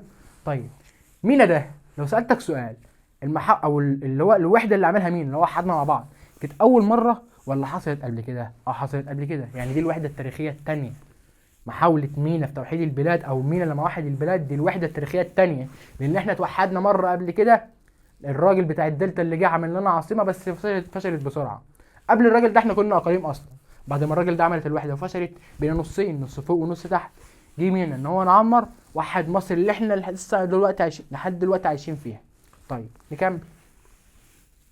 ايه بقى العوامل اللي ساعدت مينا ان هو يوحد البلد؟ يعني ايه مثلا العوامل اللي كانت موجوده مع مينا او ساعدت مينا ان هو يوحد البلد دي؟ قال لك بص معايا. اول حاجه نهر النيل. نهر النيل ده ساعدني في ايه؟ قال لك ربط القرى والمدن والاقاليم المختلفه. يعني ايه الكلام ده؟ نهر النيل موجود هيساعدنا ان احنا نروح ونيجي لبعض، انت تروح لي وانا اجي لك. سهل. نهر النيل موجود، يعني من الاخر كده نوصل لبعض بكل سهوله. حلو. طب نهر النيل بس، انا دلوقتي واحد مش عايز اروح عند نهر النيل، معيش مثلا مركب، هتعمل ايه؟ قال لك الارض بتاعت نهر النيل، الوادي بتاع نهر النيل ده ساعدني ان انا اتواصل مع الناس. ازاي؟ قال لك الوسط ده كان منبسط، منبسط كده وهو مستوي. الوادي كان مستوي، ما فيهوش مثلا حتت طالعه وحتت خارجه وحتت فوق وحتت تحت اللي هي العوائق، لا كان منبسط، كان سهل ان انت تمشي وتروح وتيجي فيه. طيب ايه تاني؟ قال لك خيرات مصر وخطوبه ارضها. يعني ايه خيرات مصر وخطوبه ارضها؟ ايه علاقتها بالوحده؟ قال لك بص، انت دلوقتي مصر مليانه خيرات كتير زي ما ذكرت لك في الدرس اللي فات. مصر فيها خيرات كتير وموارد كتير، فدي كانت بتطمع فيك الاعداء. فانت دلوقتي واحد جاي ياخد من عندك حاجتك، او واحد جاي يحتلك، هتسيبه؟ قال لك لا، المصري القديم كان محب للوحده، اللي هو عايزين نتجمع مع بعض يا جدعان عشان نواجه الاعداء. فدي من ضمن الحاجات اللي ساعدت مينا، وزي ما قلت لك حب المصري القديم لوطنه. طيب عناصر الحكم عندنا اللي هو الهرم السياسي اللي احنا بنشوفه في اي درس، اللي هو الملك والوزير والاداره المحليه اللي هم حكام الاقاليم، والقضاء والجيش والاسطول والشرطه. ناخد في كل واحد فيهم بقى بالتفصيل والترتيب كده، ايه واحده واحده. الملك اول او راس الهرم السياسي عندنا في مصر. الملك دوت ما كانش بيقوم بدوره كملك، او الناس كانت بتبص له كملك بس، الناس كانت بتبص للملك كمان على اساس ان هو اله، كان ليه سلطه دينيه، لان مهامه اللي حكمت بكده. الحاجات اللي هو كان بيعملها مهام الملك دي اللي خلت الناس تبص له على اساس ان هو اله، واحد بيعمل كل حاجه. طب هي ايه مهام الملك؟ قال لك بص، مهام الملك في السياسه الداخليه تتمثل في تعيين الوزراء وكبار الموظفين. حلو. وايه تاني؟ الاشراف على المشروعات. هو ليه بيعين الوزراء وكبار الموظفين؟ ليه بيعينهم؟ عشان يضمن ولائهم. من الاخر كده اي وزير هيعينه او اي واحد من كبار الموظفين هيعينهم، عايزهم يبقوا دلاديل ليه، يعملوا اللي هو عايزه بس. كبار الموظفين دي زي حكام الاقاليم برضو. طيب ايه تاني في السياسه الخارجيه؟ طبعا هتلغي كل الكلام ده لان هي متكرره، وهتكتب مثلا عندك واحد عقد المعاهدات، كان بيعمل معاهدات. طب ايه تاني؟ الحرب، يدي امر بالحرب. طب ايه تاني؟ قال لك رقم 3 يقود الحرب. واي حاجه ليها علاقه مع اي دوله بره يبقى دي سياسه خارجيه للملك. فالناس كانت بتبص له ان هو اله، كانت بتبص له ان هو حاجه مقدسه، بيعمل كل حاجه، ليه الرأي وليه السلطه وليه الرأي في كل حاجه. طيب ايه تاني من مهام الملك؟ قال لك كان له الحق في اصدار المراسيم والقوانين. هو ايه الفرق بين المرسوم والقانون؟ المرسوم دوت الحاجه اللي انا بصدرها دلوقتي مثلا كملك، قلت كلمه وهتتنفذ دلوقتي حالا، مش بكره، لا دلوقتي، ده المرسوم. وانا القانون ده بيتطبق بس بنتناقش فيه الاول. طيب انا مكتوب عندي سلطه تشريعيه وسلطه تنفيذيه، سلطه تنفيذيه، وكمان شويه هنشوف سلطه قضائيه. انا بقى مش عارف يعني ايه ومش عارف افرق بين السلطه التنفيذيه والقضائيه والتشريعيه. بص يا باشا، ورقتك وقلمك واديك الزتونه. اي سؤال هيجي لك هتحله، اكتب الكلام ده وبص فيه عشان اي سؤال يجي لك عن اي نوع من السلطه هتحله يا باشا. طيب اول حاجه سلطه قضائيه، لما يجيب لك اي حاجه لها علاقه بالحكم او بالفصل بين المنازعات، لو مش الحكم اللي هو الملك، لا الحكم انك بتحكم بين اتنين. جميل. اي حاجه لها علاقه بالحكم دوت، او انت بتفصل بالمنازعه مثلا او اديت لحد حقه، او محكمه، دي سلطه قضائيه. طيب السلطه التشريعيه ايه؟ السلطه التشريعيه اكتب جنبها اي حاجه لها علاقه بالقانون. اي حاجه ذكر لك فيها كلمه قانون او حد طلع قانون دي سلطه تشريعيه زي عمنا حور محب. طيب السلطه التنفيذيه اي حاجه غير دول، اي حاجه غير دول سلطه تنفيذيه. يبقى انت دلوقتي عندك الثلاث سلطات في ايديك تحلهم عشان بيكتر اسئله عليهم في الامتحان. انت عرفت دلوقتي انواع الثلاث سلطات، اي حاجه غير التشريعيه والقضائيه تبقى سلطه تنفيذيه. جميل. طيب نخش بعد كده بعد الملك على الوزير. الملك يا باشا زي ما انا قلت لك كده فوق كان بيعمل مهام كتير قوي، كان بيعمل حاجات كتير قوي. فالملك تعب، قال لك انا عايز يبقى ليا دراع يمين، عايز يبقى ليا مساعد. قال لك حلو، في عصر الدوله القديمه احنا هنحط منصب جديد اللي هو الوزير. يبقى الوزير ظهر عندي في عصر الدوله القديمه، يعني ما كانش موجود في العصر اللي قبل عصر الدوله القديمه اللي هو الايه، العصر العتيق اللي هو كان مين؟ كان مينا، ملوك الاسره الاولى والثانيه. يعني لو سالتك سؤال دلوقتي هل مينا كان معاه وزير؟ لا. ليه؟ لان مينا من ملوك العصر العتيق، انما منصب الوزير ده ظهر امتى؟ في الدوله القديمه. طيب انا دلوقتي ملك وراح اعين وزير، هعينه بناء على ايه هعينه؟ قال لك بص رقم واحد كده، انا كنت عشان اعين وزير بعينه على حسب الثقه بتاعتي، بعينه من اهل الثقه. هم مين اهل الثقه؟ مين الناس اللي انت بتثق فيهم؟ اللي هم اهلك، امك ابوك واخواتك. حلو. الوزير كان بيعمل كده عشان يعين وزير في الاول كان بيعينه من اهله، من اهل بيته، اهل الثقه. جميل. ولكن مع الوقت نخش على الدوله الوسطى ونعرف ان الكلام ده اتغير. الوزير بدا يزهق، الوزير لما الملك بدا يزهق لما يجي يعين وزير من مثلا من اهل بيته او من اهل الثقه. فانا بعين واحد اصلا مش فاهم في المجال ده، انا بعين واحد مش فاهم هو بيعمل ايه. زي مثلا انت باباك نجار، حلو، باباك عايز يشغل واحد معاه في الورشه، نفس الكلام بالظبط، باباك ده الملك. حلو. فباباك لما يجي يشغل معاه واحد في الورشه قال لك انا هشغل معايا واحد يحافظ لي على فلوسي ومالي يا باشا، محدش هيحافظ على فلوسي ومالي غير ابني. هيجي يشغلك معاه في الورشه، بس انت اصلا ما تفهمش حاجه في النجاره، فهل الورشه دي هتتقدم؟ هتشتغل؟ هتجيب زباين؟ ده انت هتنزل فيها تخربها. فابوك من هنا يبدا يفهم ان هو لازم يجيب واحد صبي نجار او نجار عامه عشان يشغله معاه. حلو. بيفهم في النجاره، حابب المهنه بمعنى صح. نفس الكلام اللي حصل بالظبط. الملك كان بيعين في الاول اهل الثقه اللي هم اهل بيته، والناس دي ما كانتش فاهمه حاجه في النظام السياسي، فكان بيبص بعد كده طلع بص بره في عصر الدوله او ملوك الدوله الوسطى جم غيروا النظام ده. قال لك لا، احنا هنعين الوزير من الناس اللي فاهمه في المهنه والناس اللي حابه المهنه، اللي هم مين؟ اهل الكفاءه. فبص هنا يقول لك ايه؟ قال لك تقدم اهل الكفاءه على اهل الثقه يحقق مبدا تكافؤ الفرص بين ابناء الوطن.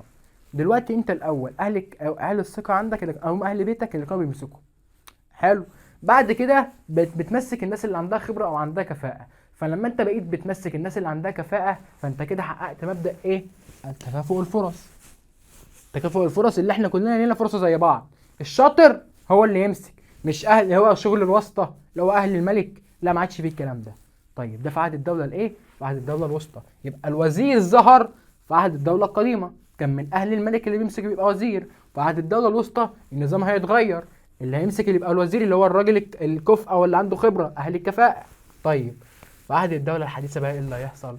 الملك هيقول لك يا باشا ايد لوحدها ما تسقفش، انا عملت وزير عشان خاطر يبقى دراعي اليمين، طب ودراعي الشمال؟ هتزعل. طيب هتعمل ايه؟ قال لك انا هعمل وزيرين. يبقى ظهر عندي وزيرين في عهد في انهي عهد؟ قال لك في عهد الدوله او عصر الدوله الحديثه. بقى في وزيرين، واحد قاعد فوق واحد قاعد تحت، ده فوق وده تحت. ليه؟ عشان خاطر ابقى ماسك الدوله كلها، ابقى ماسك الدوله كلها يا باشا، ابقى متحكم فيها من فوق ومتحكم فيها من تحت. طيب مين اشهر الوزراء اللي عندنا في مصر؟ اول واحد اسمه إيمحوتب، تاني واحد اسمه رخميرع. طيب إيمحوتب ده بعهد الدوله الايه او عصر الدوله الايه؟ عصر الدوله القديمه. حلو. هسألك سؤال عليه، هو إيمحوتب دوت اللي عينه بناء على ايه؟ بناء على ان هو مثلا من اهل الملك ولا من اهل الخبره والكفاءه؟ من اهل الملك. ليه يا باشا؟ قال لك في عصر الدوله القديمه. عارف لو قال لك عصر الدوله الوسطى اقول لك ده راجل ايه؟ صاحب كفاءه فعلا. حلو. طيب مين تاني مثلا؟ رخميرع دوت في عصر الدوله الحديثه. طب ماشي، هو رخميرع دوت ممكن اسالك عليه سؤال، في خميرة ده كان معاه وزير تاني غيره؟ تقول لي اه يا مستر. ليه؟ لانه في عهد الدوله الحديثه فعلا كان في وزيرين. طب لو سالتك سؤال على امحتب، امحتب دول كان معاه وزير تاني؟ هتقول لي لا يا مستر، لان في عهد الدوله القديمه وعصر الدوله الوسطى كان في وزير واحد بس، انما في عهد الدوله الحديثه بقى في وزيرين. طيب خش على الجزئيه اللي بعد كده. وزي ما عرفنا مهام الملك، عايزين نعرف مهام الوزير. الوزير عندنا كان بيعمل ايه، او ايه ادوار الوزير عندنا؟ قال لك رقم واحد بيساعد الفرعون في اداره الدوله. انا اصلا كفرعون او كملك عينت الوزير عشان خاطر يساعدني، انا قلت لك عايز يبقى ليا دراع يمين معايا. فاول حاجه كان بيساعد الملك في اداره الدوله وتنظيم شؤونها. طيب من غير ما تبص، هو دلوقتي هنا الوزير عمل قانون؟ طب عمل حاجه لها علاقه بالقضاء، يبقى دي سلطه ايه؟ سلطه تنفيذيه. جميل. طيب كان دي سلطه تنفيذيه تانية وهي يرأس الاداره المركزيه، وهنعرفها دلوقتي. الاداره المركزيه اللي هي دي هنبص عليها دلوقتي ونعرف مهامها، بس من الاخر كده اللي هي عامله شبه مجلس الوزراء دلوقتي. حلو. طيب ايه تاني؟ قال لك يرأس المحكمه العليا ويعد جماهير القضاه. قاضي ومحكمه، دي سلطه ايه؟ سلطه قضائيه. طيب ايه اخر حاجه الوزير كان بيعملها؟ قال لك يسن بعض القوانين بتفويض من الملك. قوانين يعني سلطه ايه يا باشا؟ سلطه تشريعيه. بتفويض دي يعني اذن من الملك، يعني الوزير كان له حق ان هو يطلع قانون او يصدر قانون بس باذن الملك. طيب خش بعد كده خطاب كده من الملك الى وزيره. اقرا كده معايا الايه الخطاب دوت. قال له الوزاره ليست حلوه المذاق، بل انها مره، وليس من الغرض منها ان يتخذ بها الوزير لنفسه عبيدا من الشعب. وكل الكلام ده ما اخر كده اهي عشان تبص عليها، هي ملخصه العدل.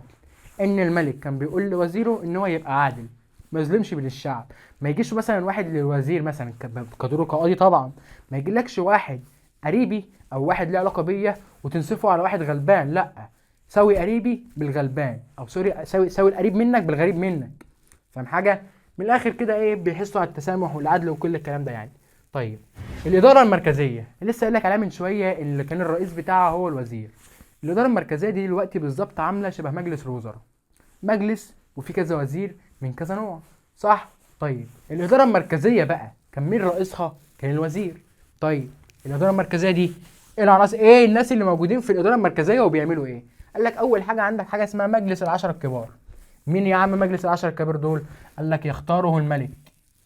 كبار الموظفين يا ابني، مجلس العشره الكبار كبار الموظفين، مش انا في الملك. مش الملك كده ورجعنا مع بعض عند الملك كده يا باشا قال لك ان الملك بيعين الوزراء وكبار الموظفين، من ضمنهم مجلس العشرة الكبار. طيب نكمل. بيتكون من ايه بقى؟ قال لك بيتكون من كبار موظفي الدولة وبعض رؤساء الدواوين. الدواوين دي اللي هي الوزارات، دوان يعني الوزارة. حلو. وايه تاني؟ بعض حكام الاقاليم اللي هم المحافظين. يبقى مجلس العشرة الكبار عندنا بيختاروا الملك وبيرأسوا الوزير.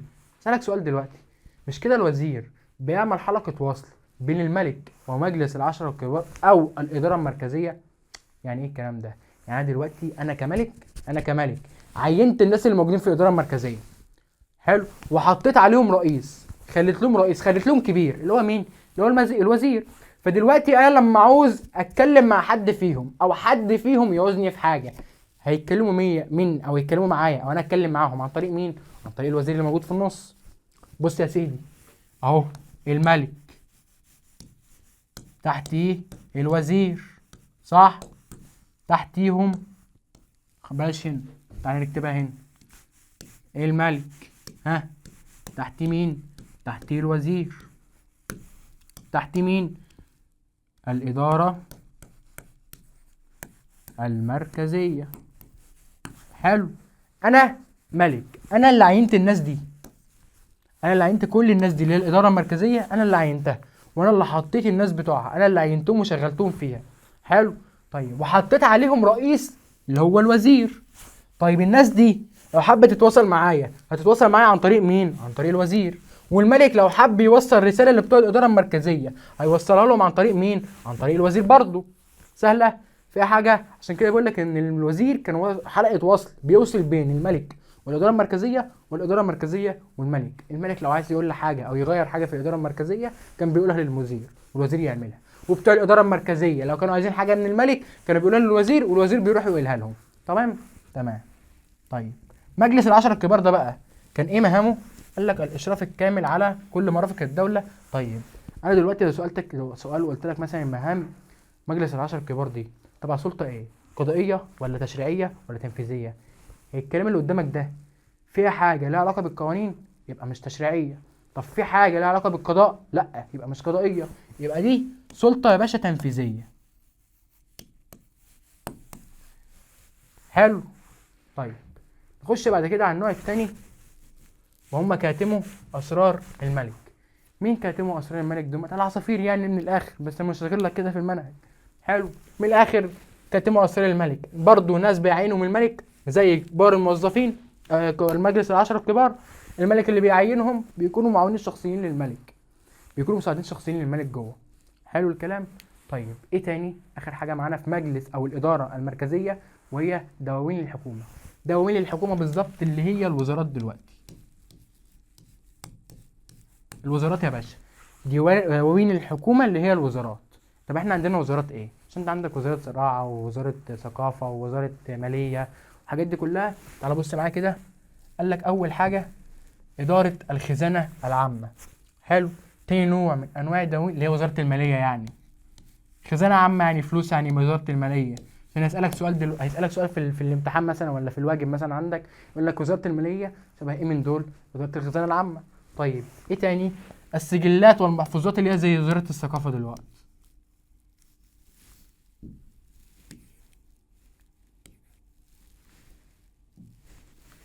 الماليه ودي الثقافه. حلو. طيب اداره القضاء دي اللي هي ايه؟ معروفه، وزاره العدل مثلا، اللي هي وزاره العدل. طيب اداره المخازن والغلال اللي هي التموين. الغلال دي اللي هي المحاصيل، يبقى التموين. طيب اداره الاشغال اللي هي ايه؟ الصناعه، وزاره الصناعه. طيب اداره الزراعه والصناعه ممكن تقول عليها وزاره الزراعه او وزاره الصناعه. حلو. تيجي بقى اسالك سؤال، وانا دلوقتي من ضمن الست دواوين اللي احنا اتكلمنا عليهم دول بيغلب عليهم الطابع الايه؟ هل الديني ولا السياسي ولا الاقتصادي ولا ايه؟ بص معايا كده. احنا عرفنا ان اي اقتصاد اي حاجه بتدخل فلوس، صح؟ هنبص على الخزانه العامه اللي لها علاقه بالفلوس. طيب هنبص على التموين اللي له علاقه بالفلوس، هنبص على الصناعه اللي لها علاقه بالفلوس، هنبص على الزراعه والصناعه برضه اللي لها علاقه بالفلوس، وفلوس يعني اقتصاد. يعني غلب على الدواوين في مصر القديمه الطابع الاقتصادي. الحاجات دي كانت معموله عشان تنظم لي الحياه الاقتصاديه اللي هي عندي، اللي احنا لسه متكلمين عليها من شويه. طيب قال لك بقى جوه كل اداره من دول، جوه كل اداره من اللي احنا ذكرناهم دول عدد كبير من الموظفين والكتبه. والكتبه دي كانت حلم او الشغلانه اللي بيحلم بها اي شاب مصري ساعتها. الشباب المصريين زمان كانوا بيحلموا ان هم بيشتغلوا كتبه. ليه؟ انت بتشتغل في مكان انت اقل واحد فيه. فانا دلوقتي شغال انا بس دخلت الاداره المركزيه واشتغلت كاتب، ما انا ممكن اترقى، انا ممكن ابقى كبير مثلا، ابقى رئيس ديوان من دول مثلا، ابقى مثلا واحد من ضمن العشرة الكبار. طب ما انا ممكن مثلا ابقى وزير. فهو كان بيخش المجلس او الاداره المركزيه يشتغل كاتب اللي هي اقل مهنه فيهم، وبيحلم بمستقبل كبير ممكن يبقى وزير عادي. حلو. ده بالنسبه للكاتب المصري. طيب بعد كده الاداره المحليه اللي هي حكام الاقاليم. حكام الاقاليم اللي انا قلت لك اللي هي المحافظين، والاداره المحليه دي اللي هي محافظات يعني. حلو. قال لك اول حاجه ان مصر كانت متقسمه ل 42 اقليم. طب ايه تاني يا باشا؟ قال لك كل اقليم جواه عده مراكز. يعني ايه الكلام ده؟ يعني ايه كل اقليم جواه عده مراكز وكل مركز الى مدن وقرى؟ كفر الشيخ عندك محافظه كفر الشيخ متقسمه المراكز، مركز كفر الشيخ نفسه، مركز الرياض، مركز الوحال، مركز الحمول، صح؟ طيب مع الحمول والوحال وكفر الشيخ متقسمه حتت برضه. كفر الشيخ اللي احنا المدينه اللي احنا عايشين فيها دي متقسمه حتت، تقسيم 4، تقسيم 2، الأنطرة، صح؟ فنفس الكلام بالظبط كان داير في مصر القديمه. قال لك كانت متقسمه لعده مراكز وكل مركز الى مدن وقرى. طيب كان لكل اقليم، كل اقليم اللي هي كل محافظه حاكم يعينه الملك ويشرف عليه الوزير. حلو. فاكر حاكم الاقليم ان انا ذكرته لك من شويه لما قلت لك ان مصر الاول كانت عباره عن اقاليم بس، بعد كده جه مينا وحدها او جه الملك الاولاني بتاع الدلتا وحد مصر والوحده اتفككت، بعد كده جه مينا وحدها. حلو. طيب انا بقى دلوقتي سالتك سؤال وقلت لك ايه الاقدم؟ هل حكام الاقاليم اقدم ولا الملك اقدم؟ طبعا حكام الاقاليم اقدم. ليه؟ لان مصر اصلا الاول كانت عباره عن اقاليم، وكل اقليم انا ذاكره لك من شويه اللي كان عليه حاكم. فمنصب حاكم الاقليم ظاهر لي او اقدم من منصب الملك ومنصب الوزير، مع انه هو رقم 3 في الترتيب بتاع الهرم. لا، انت عندك في الاول ملك، تحتيه وزير، تحتيه حاكم اقليم. حاكم الاقليم ده كان اصلا رقم اقدم واحد فيهم، اول واحد فيهم. حلو. طيب قال لك ان كل اقليم كان له حاكم ويشرف عليه الوزير، وقال لك ان منصب الحاكم في بعض الاحيان كان وراثيا، في فتره من الفترات كان منصب حاكم الاقليم ده وراثه، لحد ما الحوار ده هيعمل لنا مشكله. ليه هيعمل لنا مشكله؟ قال لك عندنا في الدوله في مصر القديمه زمان ان حكام الاقاليم ساعات نفوذهم بيكون يعني زايد عن نفوذ الملك. يعني ايه؟ يعني ايه نفوذهم زايد عن نفوذ الملك؟ يعني قوتهم زايده عن الملك. تلاقي مثلا ان المحافظ كلمته ماشيه على الرئيس، فدي حاجه كانت بتعمل مشكله. المحافظين كده لما يبقى كلمتهم ماشيه على الرئيس فالبلد هتخرب. هو مين ده؟ اسمه رئيس، هو اللي ماسك البلد. لما ناس من البلد او المحافظين يطلعوا ويبوظوا البلد فالبلد بتخرب. بص كده معايا، قال لك اختلف نفوذ حكام الاقاليم من عصر لاخر. ايه العصر بتاع القوه او العصر اللي نقول عليه عصر قوه؟ اللي الملك فيه يكون قوي وحكام الاقاليم ضعاف. طب العصر يبقى ضعف امتى؟ لما الملك فيه يكون ضعيف. الملك ضعيف حكام الاقاليم نفوذهم بيزيد، بياخدوا قلم في نفسهم وبيبداوا يعلوا. حلو. كل واحد بقى بياخد الاقليم بتاعه وبيخلع. جميل. طيب لحد ما يجي واحد اسمه سنوسرت الثالث، وقبله منتحوتب الثاني اللي احنا ذكرناه في الدرس اللي فات. يعمل ايه سنوسرت الثالث ده؟ قال لك بص، اللي مخلاهم يتفرعنوا علينا ويشوفوا نفسهم علينا كل ما احنا نضعف، كل ما هم بيزيدوا او كل ما احنا بنضعف، كل ما هم بياخدوا قلم في نفسهم ونفوذهم بيكتر، ان النظام بالوراثه. ايه علاقه ده بده؟ قال لك بص يا باشا، انا حاكم اقليم وعارف ان ابني بعد ما انا اموت او اتشال ابني هيحكم بعدي. حلو. فانا كده كده عارف ان ابني هيحكم بعدي، فانا هعمل اللي انا عايزه، هعمل ما بدالي، هدي الملك بالجزمه. كده كده عارف حتى لو انا اتشلت او انا مت ابني هيحكم بعدي وهيعمل نفس اللي انا بعمله. فجاء عمنا سورسيت التالت قال له تعالى يا حبيبي كده، قال لك الغى منصب التوريث، مفيش وراثه حكم. طب وده هيأثر على ايه؟ ان حاكم الاقليم هيخاف، هيمسك البلد اللي هيمسكها ويمسك الاقليم اللي هيمسكه ماسكه خايف. هو جاي عشان يحقق العداله بس، يعمل الناس عايزاه بس، لانه عمل عكس كده وزعل الناس منه او زعل الملك منه هيشيله ويحط واحد غيره، مش هيحط ابنه، ما عادش فيه وراثه. حلو. فالغاء توريث المنصب دوت هيأثر علينا في ايه؟ قال لك هيقضي على نفوذ حكام الاقاليم، ما عادش بقى ان حكام الاقاليم تبقى نفوذها زايد زي الاول. طيب ايه تاني؟ قال لك انشاء نظاما جعل الاقاليم خاضعه للملك او حكام الاقاليم خاضعه للملك، حط لهم قوانين. خلق من القوانين دي اثرت ان الاقاليم كلها تبع كلمه الملك اللي ممشيهم. حلو. طيب نخش على الجزئيه اللي بعد كده. عايزين نكبر بقى ايه، احنا مش عارف هي باينه ولا لا. العلاقه بين الحكام والشعب. فاكر السلطه انا كنت قلتها لك عن الملك اللي هو كان عنده سلطه دينيه؟ السلطه دي يا باشا هتتغير مع الوقت او هتتمحي مع الوقت. ليه؟ ايه اللي هيحصل في الدوله القديمه خاصه في الاسره السادسه؟ هيمسك ملك اسمه بيبي الثاني. الملك دوت هيمسك من هو عنده 6 سنين لحد ما يكون عنده 100 سنه. فملك ماسك البلد بقاله بتاع 94 سنه. الملك ده تتوقع كده ان البلد في عهده هتكون حلوه ولا وحشه؟ ملك ماسكنا بقاله 94 سنه من هو عيل صغير ما طلعش من لفه لحد ما بقى عنده 100 سنه. فالشعب اتخنق منه، الشعب اتخنق من البلد ده، من الملك ده. والملك كمان ما هو كبر بقى عنده 100 سنه فهيبدا يضعف. فلما بيضعف الملك مين اللي نفوذه بيزيد؟ حكام الاقاليم. حكام الاقاليم نفوذهم بدا يزيد. عمنا بيبي التاني ده ضعف، خلاص كبر فضعف. فمين اللي هياخد قلم في نفسه تاني؟ حكام الاقاليم، نفوذهم هيزيد. حلو الكلام. فالشعب هيتخنق، الشعب هيتخنق منهم سواء الملك ضعيف ولا حكام الاقاليم. يا باشا اللي بيعملوا ايه؟ قال لك نفوذهم زايد عندنا وبيستغردوا موارد الدوله، الموارد بتاعه الدوله اللي المفروض احنا كشعب اصلا نستفاد منها. حكام الاقاليم بقى بينهبوها ويحطوها في جيبهم. والكهنه نفس الكلام، الحاجات اللي موجوده في البلد ياخدوها ويحطوها في جيبهم. بيسرقوا الشعب. ما فيش ملك، الملك ضعيف. الملك بيبي التاني كان ضعيف. حلو. طب وايه تاني؟ عدم اهتمام بهموم الرعيه اللي هو الشعب. الشعب محدش مهتم بيه، حكام الاقاليم مهتمين بنفسهم، والملك كده كده ضعيف، فالشعب هيتهمل. فهنا او دي الاسباب اللي ادت الى قيام الثوره. فالاسباب دي ممكن تقول عليها اسباب ايه؟ اول حاجه مثلا ضعف سلطه الملك، دي ممكن تقول عليه سبب سياسي، صح؟ طيب زياده نفوذ حكام الاقاليم والكهنه واستخدامهم الموارد دي ممكن تكون اقتصادي يا مستر. ده حكام اقاليم وكهنه، ايه اللي جابها الاقتصاد؟ ابن ما بيقول لك حكام الاقاليم والكهنه بيعملوا ايه؟ بيستغلوا موارد الدوله، يعني ده سبب اقتصادي. طيب السبب الثالث عندنا عدم الاهتمام بامور الرعيه اللي هو الشعب. احنا كشعب ممكن يكون سبب ايه؟ سبب اجتماعي. طيب ايه بقى اللي حصل في الثوره؟ قال لك بص يا سيدي، الثوره او الشعب بتاعنا طلع من منف اللي هي كانت عاصمتنا ساعتها، الشعب طلع منها وطالب بتغيير نظام، طلب بتغيير النظام الموجود. قال لك يا باشا احنا اتخنقنا منكم، غيروا لنا النظام ده، حطوا لنا ملك جديد. حلو.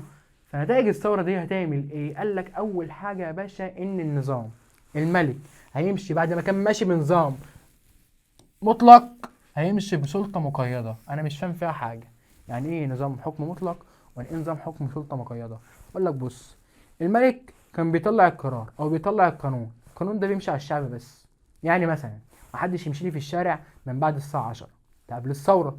حلو. الملك كان ينزل عادي الساعه 12 والساعه 1، هو ملك والناس عارفه كده. طب بعد ما السلطه بقت مقيده، ايه اللي حصل؟ قال لك الملك هيطلع قرار ويقول محدش ينزل الشارع الساعه 10. هو اول واحد ما ينزلش الشارع هو الملك، اول واحد ما ينزلش الشارع هو الملك، اول واحد يطبق عليه القانون هو الملك قبل الشعب. حلو. والناس هتبدا تبص للملك انك ملك بس، انت حاكم بس مش اله، انت جاي هنا عشان تحقق لنا اللي احنا عايزينه وتعمل لنا اللي نفسنا فيه، انما شغل الاله والكلام ده ما عادش فيه منه يا حبيبي، خلاص خلص زمان. احنا عملناك اله وقدسناك، فانت اذيتنا واذيت اهلنا، فخلاص ما عادش فيه منه الكلام ده. بص بقى بيقول لك ايه؟ قال لك رفعت من قيمه الفرد وانتشرت فكره المساواه. وايه تاني؟ نظر المصريون الى الملك باعتباره حاكما بس يجب ان يرعى مصالحهم ويعبر عن طموحاتهم، ما عادش ليه اهميه دينيه، خلاص اتكرف. طيب ايه تاني؟ قال لك ظهرت طبقه لم تعتز بحسبها ونسبها ان هي قرايبها، زي دلوقتي ما بيحصل كده، يقول لك انا ابويا، انا ابن مش عارف مين فلان وابن عمي فلان والكلام ده. قال لك الكلام ده اتلغى مصر زمان، في مصر القديمه الكلام ده اتلغى.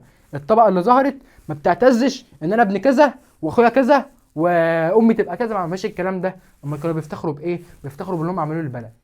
والله يا باشا انا كنت لما اجي افتخر كده ما بفتخرش اقول ان انا ابن الوزير الفلاني او اللواء الفلاني، وبتفتخر بايه؟ افتخر انا عملت في البلد دي كذا، او عملت للناس دي كذا، وعملت للراجل ده كذا، مش بذله، انا بوريهم ان انا ابقى فخور ان انا صلحت في البلد. ما عادش في بقى نظام ان انا ابن الملك فابقى الوزير او من اهل الملك فابقى الوزير، ما عادش الكلام ده. عشان كده قلت لك بعد الدوله الوسطى بعد الثوره الوزير هيتعين على حسب كفاءته، والله الوزير ده شاطر يمسك، ولا ابني ولا بنتي، مفيش الكلام ده. طيب خش على الحته اللي بعد كده وهي القضاء. القضاء بيقول لك اول حاجه نخش القضاء، بيقول لك ده هو السلطه الثانيه. طب هي السلطه الاولى كانت ايه؟ السلطه التنفيذيه والتشريعيه. التنفيذيه والتشريعيه المفروض تبقى السلطه الثالثه، اقول لك لا، السلطه التنفيذيه والسلطه التشريعيه كانوا في ايد واحد بس اللي هو الملك. حلو، اللي هو الملك او الوزير. طيب والسلطه القضائيه كانت في ايد الوزير او الحاكم بتاع المحكمه عامه.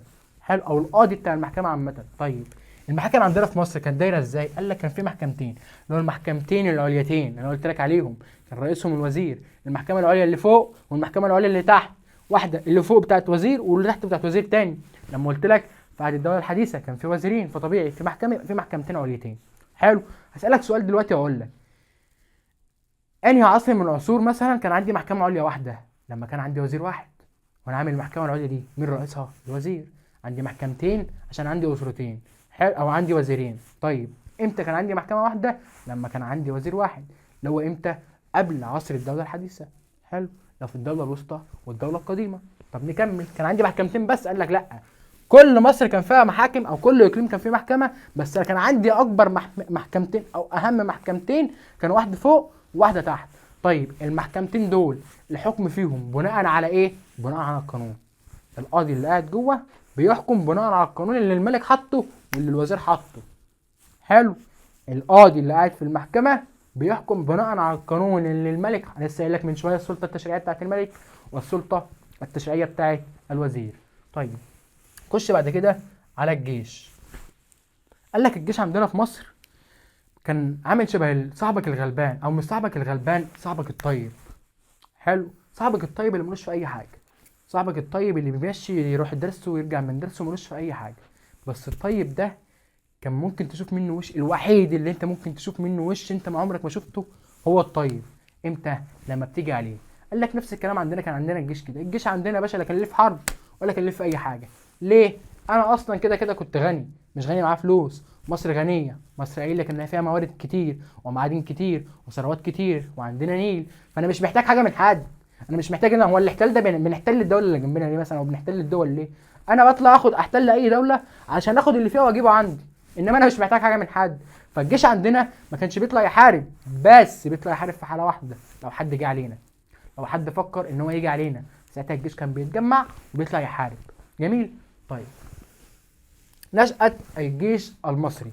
احنا امتى كوننا الجيش او عملنا فكره الجيش دي اصلا؟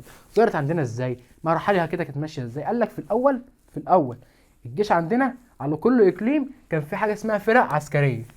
الجيش ما كانش متوحد، الجيش ما كانش واحد، الجيش ما كانش جيش واحد شبه اللي احنا بنشوفه ده، لا. كان كل اقليم عليه فرقه عسكريه، يعني لو حد دخل يحتلنا ولا حاجه كان كل اقليم بيحافظ على نفسه. حلو. لحد ما جينا في الاسره السادسه، جه عمنا ملك اسمه بيبي الاول.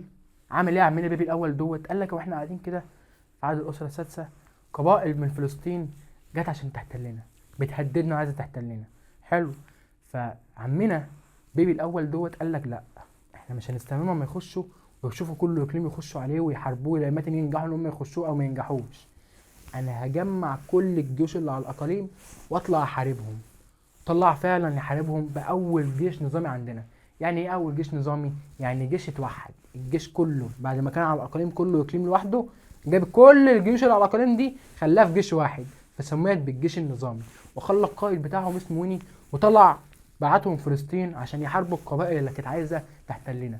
بص كده، قال لك ظهرت بدايات الجيش النظامي في عهد الملك بيبي الاول، حيث خاض الجيش المصري اول معركه حقيقيه في تاريخه بقياده القائد ويني، انتصر فيها على القبائل التي تسكن في فلسطين. طيب، ده اول مره نعمل فيها جيش نظامي. هو الجيش طلع حارب ورجع تاني اتفرق. الجيش لما طلع، او انا جمعت الجيش اصلا عشان اطلع احارب. حلو. حاربت ورجعت، كل واحد وقف على الاقليم بتاعه. حلو. طيب، في عهد بقى الدوله الحديثه ايه اللي حصل؟ قال لك في الدوله الحديثه، قبل الدوله الحديثه بالظبط، احنا احتلنا من الهكسوس. صح الكلام؟ صح الكلام. فملوك الدوله الحديثه قالوا لك لا، مش هينفع بقى اللي احنا كل شويه نبقى واقفين على الاقاليم ويجي واحد يحتلنا فنجمع بعض ونروح نحارب، ومفيش الكلام ده. احنا هنعمل جيش نظامي ثابت، هنعمل جيش للبلد، جيش متوحد لمصر كلها، واقف على الحدود يحارب عنها. مش هنستنى لما حد يخش ونرجع نتجمع، او نستنى يبقى حد جاي علينا ونفضل نجمع في نفسنا. لا، احنا هنعمل جيش نظامي ثابت، ثابت يقف لنا على الحدود بتاعتنا. طب يا مستر، الفرق العسكريه اللي احنا قلنا عليها، او الجيش اللي كان واقف على كل اقليم وكان بيحميها، طب الجيش دلوقتي لما اتجمع وطلع مع بعضه وقف على الحدود، الاقاليم دي مين اللي هيحميها؟ هنعمل يا باشا حاجه في عهد الدوله الحديثه اسمها الشرطه. الشرطه عندنا في مصر بتظهر في عهد الدوله الحديثه، هتحل محل الفرق العسكريه. الفرق العسكريه الاول كانت على كل اقليم، كل اقليم الفرق العسكريه عليه. في عهد الدوله الحديثه اتجمعت مع بعضها وبقت جيش نظامي لوحده متوحد. حلو الكلام. فهيحل محلها الشرطه، هنوقف برضو ناس على الحدود، على كل، او نودي ناس في كل اقليم عشان تحميه. حلو. طيب، نكمل. من اسلحه الجيش المصري طبعا الاقواس والفؤوس والسيوف. كل الحاجات دي طبعا مرتبطه بايه؟ مرتبطه بالصناعه. بسرعه بس عشان وقت الفيديو. كل الكلام ده مرتبط بالصناعه. اخلاق الجيش المصري، الجيش المصري يا باشا او الجندي المصري لما يروح يحالف في اي حته، في اي حرب احنا كنا بنخشها، ما كناش بنخش نقتل المدنيين، يعني اهل البلد. احنا مثلا رايحين نحتل اي دوله او نضرب في اي دوله، احنا اولا مش رايحين نضرب فيها من حلاوتها عايزين ناخد منها حاجه، لا، احنا بندافع عن نفسنا. حلو. ولما يجي نخش وقت الحرب في الدوله دي، يعني زي ما احنا دخلنا كده مثلا في فلسطين، احنا ما دخلناش قتلنا الفلسطينيين، احنا كنا بنحارب الناس اللي معاها سلاح. الجيش اللي كان بيواجهنا، الناس اللي معاها سلاح اللي قدامنا دي بس اللي احنا كنا بنحاربها وبنقتل فيها، انما مع المدنيين فاحنا كنا بنطمنهم وبنهديهم. الجندي المصري كان بيمتاز بحاجه اسمها اللين في المعامله. داخل البلد ملوش دعوه بالمدنيين، يروح يطمن الاولاد والاهالي والامهات يقول لهم يا جماعه احنا مش جايين ناذيكم، احنا جايين ناخد حقنا، احنا جايين ندافع عن نفسنا، احنا جايين مستهدفين ناس معينه اللي هم الجيش اللي قدامنا او الناس اللي قدامنا اللي معاها سلاح وبس. دي من ضمن اخلاق الجيش المصري. تعال بقى نبص على كام معركه كده عندنا من معارك الجيش المصري. اول حاجه معركه التحرير اللي اتطرد فيها الهكسوس. حلو، ايه اللي حصل يا باشا؟ قال لك الهكسوس احتلوا مصر سنه 1730 قبل الميلاد. طبعا التواريخ دي مش عايزك تحفظها. الهكسوس دول لما دخلوا مصر عملوا ايه؟ اول حاجه قالوا ادبهم علينا، اساءوا معاملتنا. حلو.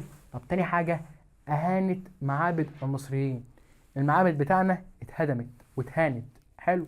انا قلت لك من شويه ان رقم واحد عندك في مصر القديمه كان الحياه الدينيه او كان الدين. فانت لما تخش تهين المعبد بتاعي، ما هو المعبد ده حاجه دينيه. حلو. هديك مثال. لو واحد دخل عندنا دلوقتي غريب عن البلد، ناس جم جداد عندنا ما نعرفهمش، راحوا ودخلوا المساجد بشبههم وراحوا عملوا حمام في المسجد ومش عارفه هدموه والكلام ده كله، انت كمصري دلوقتي هتتضايق، صح؟ تخيل بقى ان هم زمان اصلا كان عندهم تدين اكتر مننا، تخيل بقى حسابهم كان عامل ازاي.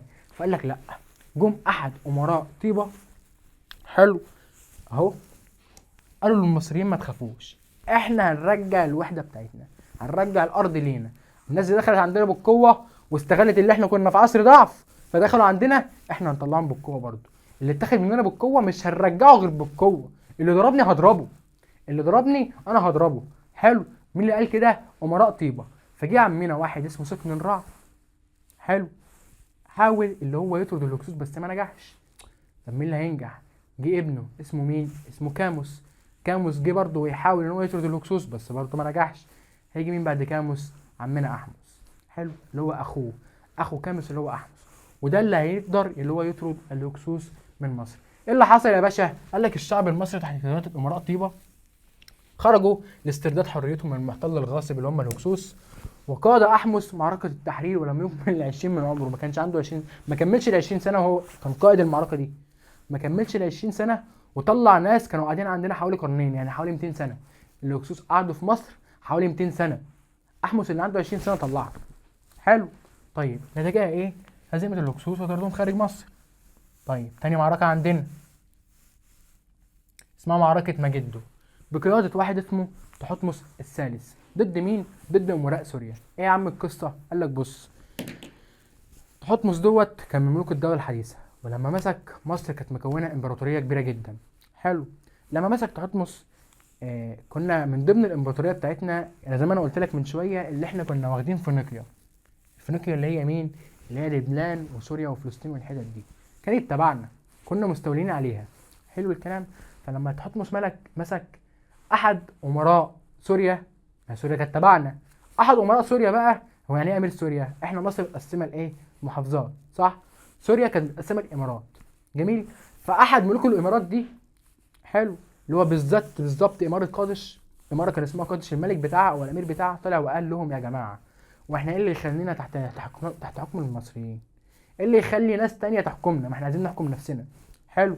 وبدا ان هو ايه؟ يشغل الشغل، يلعب في دماغ الامراء التانيين، يلعب في دماغ الشعب. احنا عايزين نعمل ثوره وننفرد بالحكم، احنا مش عايزين نبقى تبعهم، احنا اصلا مش تبعهم، هم واخديننا ليه؟ طب مستر، واحنا اصلا خدنا الاقليم ده ليه؟ واحنا ليه خدنا سوريا ولبنان وفلسطين اللي هو فينيقيا؟ يعني من الاخر خدنا فينيقيا ليه؟ انت قايل لي في الاول ان احنا ما كناش بنروح نحتل اي بلد، ان احنا مش ناقصنا حاجه من حد. اقول لك بص يا حبيبي، انت لما الهكسوس احتلوك، لما الهكسوس دخلوا عندك انت خفت. هم الهكسوس دخلوا عندك منين؟ دي مصر.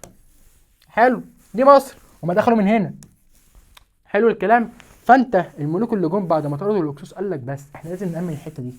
هتامنها ازاي؟ قال لك هناخد الحته اللي جنبها بحيث ما حدش عارف يخش لي، اللي يخش لي عن طريق الحته دي انا راح اضربه في الحته دي، ما يخشليش مصر ويعمل لي مشاكل وبعد كده اطلعه. لا، لو دخل او فكر اللي هو احتلني وجاي من هنا انا هطلع له هزيمه في الحته دي، ايه، بحيث ان مصر ذات نفسها تكون امنه. فانا كنت باخد الدوله او خدت الجزء بتاع فينيقيا دوت مش حبا فيه، مش عشان خاطر مثلا انا عايز منه حاجه او ناقصني حاجه منه، لا، انا خدته عشان امن مجال مصر. مجال مصر الحيوي دوت يا جماعه اللي هو الحتت اللي حوالين مصر. حلو.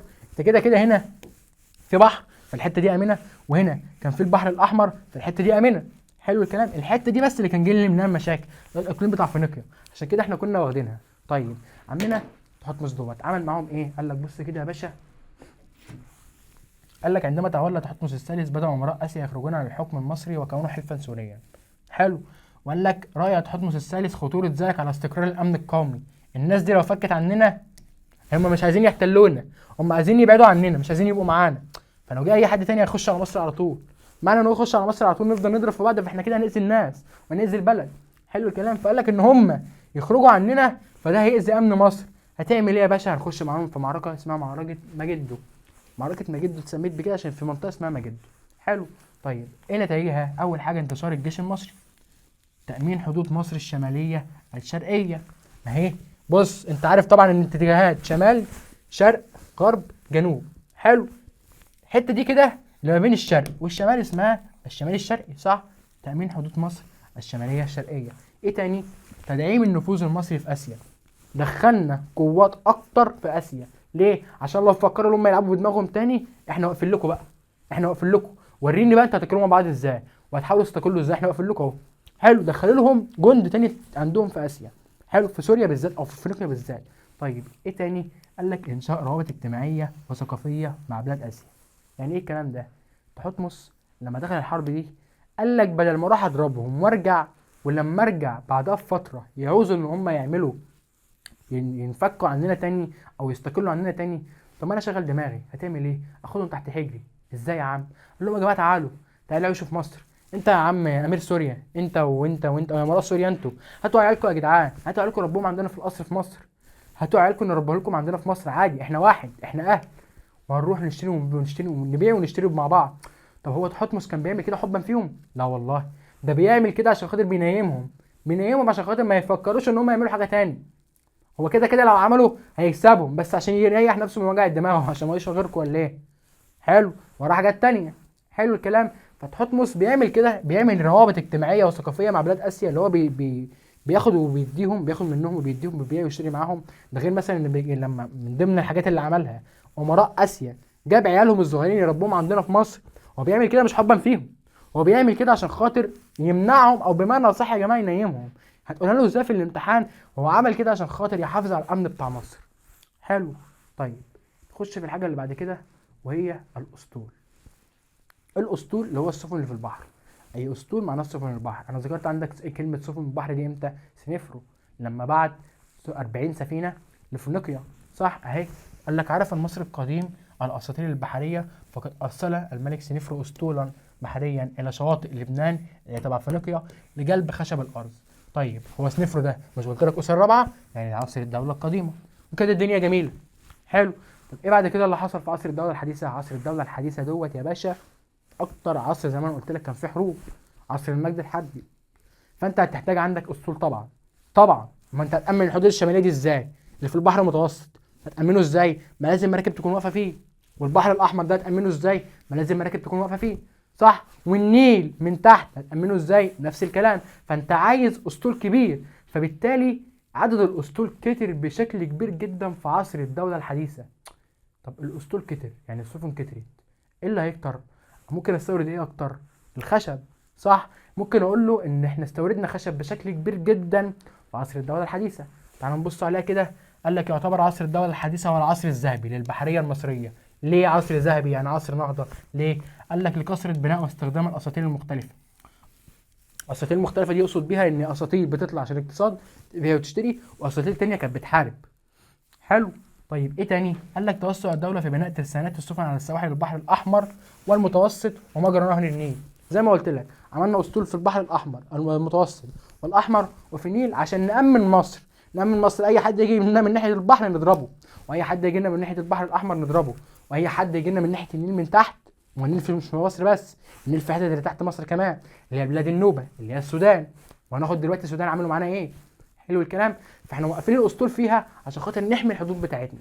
طيب بما اننا ذكرنا الجيش واتكلمنا عن اهم معركتين للجيش، تعالوا نتكلم على اهم معركه للاسطول. عمنا رمسيس الثالث. عمنا رمسيس الثالث كده كان قاعد سمع ان ملوك او دول شعب البحر المتوسط. يعني ايه دول شعب البحر المتوسط؟ الناس اللي على البحر المتوسط، ده البحر المتوسط، الناس اللي حواليه كده. الناس دي كانوا عايزين يحتلونا، كانوا عايزين يجي يهجموا علينا. هو سمع ان هم بيفكروا في حاجه زي كده وبيجهزوا نفسهم لحاجه زي كده. مين اللي سمع الكلام ده؟ عمنا رمسيس الثالث. حلو الكلام. عمل ايه؟ قال لك حلو، هم عايزين يحتلونا. طيب هو اي ملك مكانه كان هيأمن الدوله بتاعته. اي ملك سمع ان في حد عايز يجي يضربه وعايز ياخد منه الدوله كان يطلع يأمن الدوله بشكل كويس. رمسيس التالت ما عملش كده، قال لك لا يا باشا، ده والله انا متغدي بيهم قبل ما يتعشوا بيا، نروح اضربهم في بلدهم. وفعلا عمل كده. بص عمل ايه؟ اتجه رمسيس التالت باسطول بحري ضخم وفاجأ اسطول العدو. راح لهم هو، هم كانوا جايين له، هو عارف ان هم جايين له، قال له بس خليك عندك والله انا اللي جاي لك. وراح لهم وكلهم علقه موت. نتيجه ايه يا باشا؟ قال لك هزيمه شعوب البحر المتوسط وتحطيم اسطولهم امام شواطئ الدلتا. ايه تاني؟ انقاذ مصر من خطر شعوب البحر المتوسط. ايه تاني؟ سعاده السيطره على الحدود الشماليه. ما هو البحر المتوسط شمال مصر، انت لما سيطرت عليه فانت سيطرت على الحدود الشماليه. طيب نخش بعد كده يا جماعه على الشرطه. الشرطه دي ظهرت امتى؟ لما الشرطه دي اصلا هتحل مكان ايه؟ الفرقه العسكريه بتاعت الجيش لما اتجمعت. صح؟ ما انت دلوقتي كل اقليم كان عليه فرقه عسكريه بتحميه، فالفرقه العسكريه دي اتجمعت وعملوا لنا جيش نظامي لوحده في عصر الدوله الحديثه. طب ما انت عايز حد مكانهم. حلو، هتحط مين مكانهم؟ اللي هي الشرطه. حلو الكلام. فالشرطه عندك ظهرت في عصر الدوله الحديثه ككيان مستقل عن الجيش. هو الجيش كده كده اتجمع، فخلاص ما عادش بقى، يعني مفيش حاجه اسمها ان الشرطه اللي واقفه على الاقاليم دي لما يحصل حرب تتجمع وتطلع تحارب. لا يا باشا، انت عندك اللي يحارب لك، انت عندك الجيش بتاعك بره، احنا واقفين على الاقاليم نحميها. حلو. طيب هي كانت بتعمل ايه الشرطه؟ زي ما بتعمل دلوقتي، حفظ الامن واقرار النظام، او حفظ النظام واقرار الامن. ايه تاني؟ اجبار الافراط على احترام سلطه الدوله. بجبرك انك تحترم القانون، بمعنى اصح مين سلطه الدوله؟ اللي هي الملك اللي كان بيطلع لي قوانين، والوزير اللي كان بيطلع لي قوانين. مين اللي بيجبر الشعب على ان هم يحترموا القوانين دي؟ اللي هي الشرطه. طيب اجهزتها يعني انواعها، انواع الشرطه: الشرطه المحليه، شرطه المعابد، والشرطه الخاصه، والحرس الملكي، والشرطه النهريه. بمعنى اصح الشرطه المحليه يعني الشرطه في كل اقليم، زي ما عندنا كده، احنا عندنا في كل بلد عندنا اسم. حلو، اسم اول واسم تاني في كفر الشيخ مثلا. شرطه المعابد اللي لها علاقه بالمعابد، اللي هي شرطه الاثار دلوقتي. شرطه المعابد زمان هي شرطه الاثار دلوقتي. طب ايه تاني؟ الشرطه الخاصه. الشرطه الخاصه دي مثلا دورها اللي هو ايه؟ اللي كان بيتفرج مثلا على الاختيار اللي هو كريم عبد العزيز واحمد مكي، الناس دي دورها في المسلسل كانت شرطه خاصه، بتطلع عمليات خاصه، بتطلع تحارب او رايحه تجيب واحد بعينه، رايحه تجيب واحد خطر، فكانوا بيتجمعوا مع بعض. مش شرطه المحل، مش شرطه محليه بقى، لا، في حته في مصر كامله اسمها مكان للشرطه الخاصه، بيطلعوا على العمليات المهمه، الاشخاص المهمه اللي هم عايزين يجيبوهم. طيب وايه تاني؟ الحرس الملكي اللي بيمشي مع السيسي. حلو. وايه تاني؟ الشرطه النهريه، له علاقه بالنهر بس. نخش بقى في اخر حته عندنا في الدرس، وهي التواصل السياسي والعسكري المصري مع افريقيا.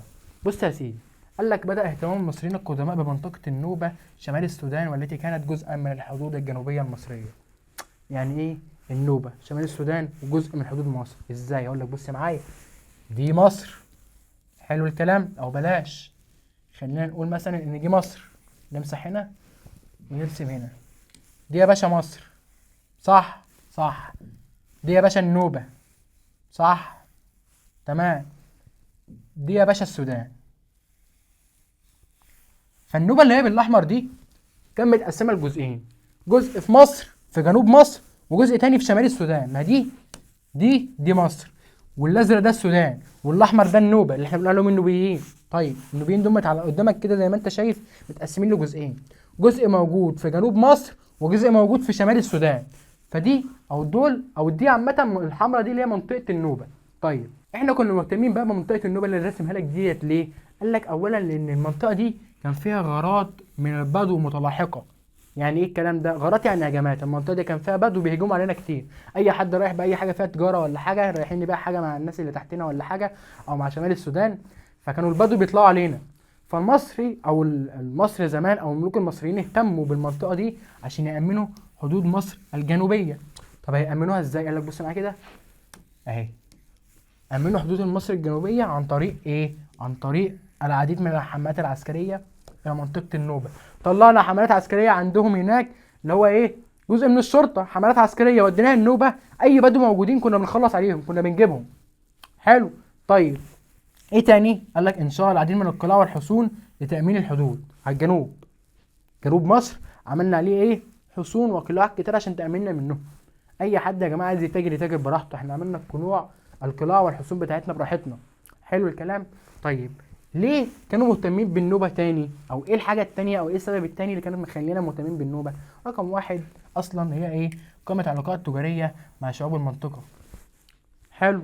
احنا عايزين نعمل علاقات تجاريه مع بتوع النوبه، بره عن ان احنا اصلا كنا خايفين منهم او كانوا عاملين لنا حاجه عدم استقرار في الامن بسبب غاراتهم المتلاحقه، هجماتهم المتلاحقه من البدو. احنا كمان كنا بنتاجر معاهم، ولسه قايلها لك في درس الحل الاقتصاديه، كنا بناخد منهم بقى المواد التحنيط والحاجات اللي لسه قايلها لك عليها من شويه. حلو. طيب جه بقى عمنا سورسيت الاول. سورسيت الاول جه لما مسك مصر قسم منطقه النوبه اللي عندنا، الجزء الاحمر اللي احنا لسه موريه كده، قسمه ل 42 اقليم. لما دخل النوبه دخلها وقسمها ل 42 اقليم، نفس التقسيم الاداري بتاع مصر بالظبط. سنوسرت الاول ده اللي هو ملك الدوله الايه، او من احدى ملوك الدوله الوسطى. طيب عمل ايه يا باشا؟ قال لك قسمها الى اقاليم اداريه شبيهه بالتقسيم المصري. حلو الكلام. كما عين حاكم عليها. حلو. وافراد النوبه، شعب النوبه شغلناه في الجيش، خليناه يشتغل في الجيش عندنا. حلو. فبالتالي احنا حققنا مبدا المواطنه. يعني ايه مبدا المواطنه ده اصلا؟ مش احنا عشان عندنا في مصر مثلا هنا مسيحيين ومسلمين، صح؟ المسيحي والمسلم ده، هل المسلم بس اللي بيخش الجيش؟ لا، ده المسيحي. ليه؟ رغم اختلاف الاديان، رغم ان ده دين وده دين وده دماغ وده دماغ تانية، بس الاثنين الوطن ليهم حق عليه، اللي هو ايه؟ اللي هم يدافعوا عن الوطن. نفس الكلام اللي كان بيحصل. انتوا دلوقتي لما وريتك الحته الحمراء كان في جزء منها في مصر، فانت دلوقتي عكس يا عم، انت مش تابع ولا زي في اي حاجه، بس انت عايش معايا في مصر، يبقى لازم تطلع تشارك معايا في الجيش، او تخش معايا الجيش وتشارك معايا في حفظ الامن في البلد. ده اللي بنسميه ايه؟ المواطنه. ان انا وانت ايا كان جنسنا، ايا كان ديننا، ايا كان اي حاجه، بس عايش معايا في نفس البلد. البلد مدياك حقوقك يا باشا، مدياك مكان تنام فيه واكل وشرب والكلام ده كله، فالبلد ليها حق عليك ان انت تطلع تدافع عنها. حلو. طيب انا ليه اصلا شغلت النوبيين معايا في الجيش؟ انا اديت لك من شويه من ضمن الاسلحه اللي كان بيستخدمها الجيش المصري، اللي هي ايه يا باشا؟ هي راحت فين؟ رقم واحد كاتبها لك اصلا، اللي هي الاقواس. احنا اصلا ما كناش نعرف غيرها. اشهر حاجه تجيب بالنسبه لنا مش من المسدس، انت بتضرب من بعيد، فكانت دي اهم حاجه عندنا. دي الحاجه الوحيده اللي كنا بنصيب بيها العدو من بعيد. فاللي كانوا شاطرين فيها بقى مين؟ اللي هم بتوع النوبه. بتوع النوبه كانوا شاطرين جدا في استخدام الاقواس. بص يا باشا كده بيقول لك اطلق المصريون القدماء على سكان منطقه النوبه اسم تستسيو، وسموا ارضهم ارض تستي. يعني ايه؟ يعني بمعنى ارض اهل الاقواس، لانهم امتازوا بمهاراتهم في استعمالهم الاقواس والسهام. حلو. طيب نخش بعد كده على اخر حته عندنا في الدرس. قال لك انقسمت النوبه خلال العصر الفرعوني الى جزئين، زي ما وريت لك من شويه اهي. اهي جزئين. فين الجزء الاولاني؟ في جنوب مصر. فين الجزء الثاني؟ في شمال السودان اهو. مصر داخل الحدود المصريه خاصه في الجنوب، وفي السودان الشقيق في شمال السودان، ايه اللي هو شمال السودان قديما. ولذلك يجب ان نحدد او نقول عن النوبيين في جنوب مصر ان هم مصريين، بما انهم عايشين معانا والناس دي بتشارك معانا في الجيش، يعني بتعمل اللي عليها، لازم يتقال عليهم مصريين، ما نقولش عليهم نوبيين، لا، اسمهم مصريين. كده نكون خلصنا الحصه بتاعتنا. اي حد عنده اي سؤال يحطها لي في الكومنت، يحطه لي في الكومنتات او في الارقام اللي انا سيبها لكم في الديسكريبشن. تتفرجوا على الفيديو، وباذن الله بعد الفيديو ده على طول هيخش او هينزل لكم فيديو لحل لامم اسئله المنهج كلها ولامم اسئله التقييمات كمان. سلام.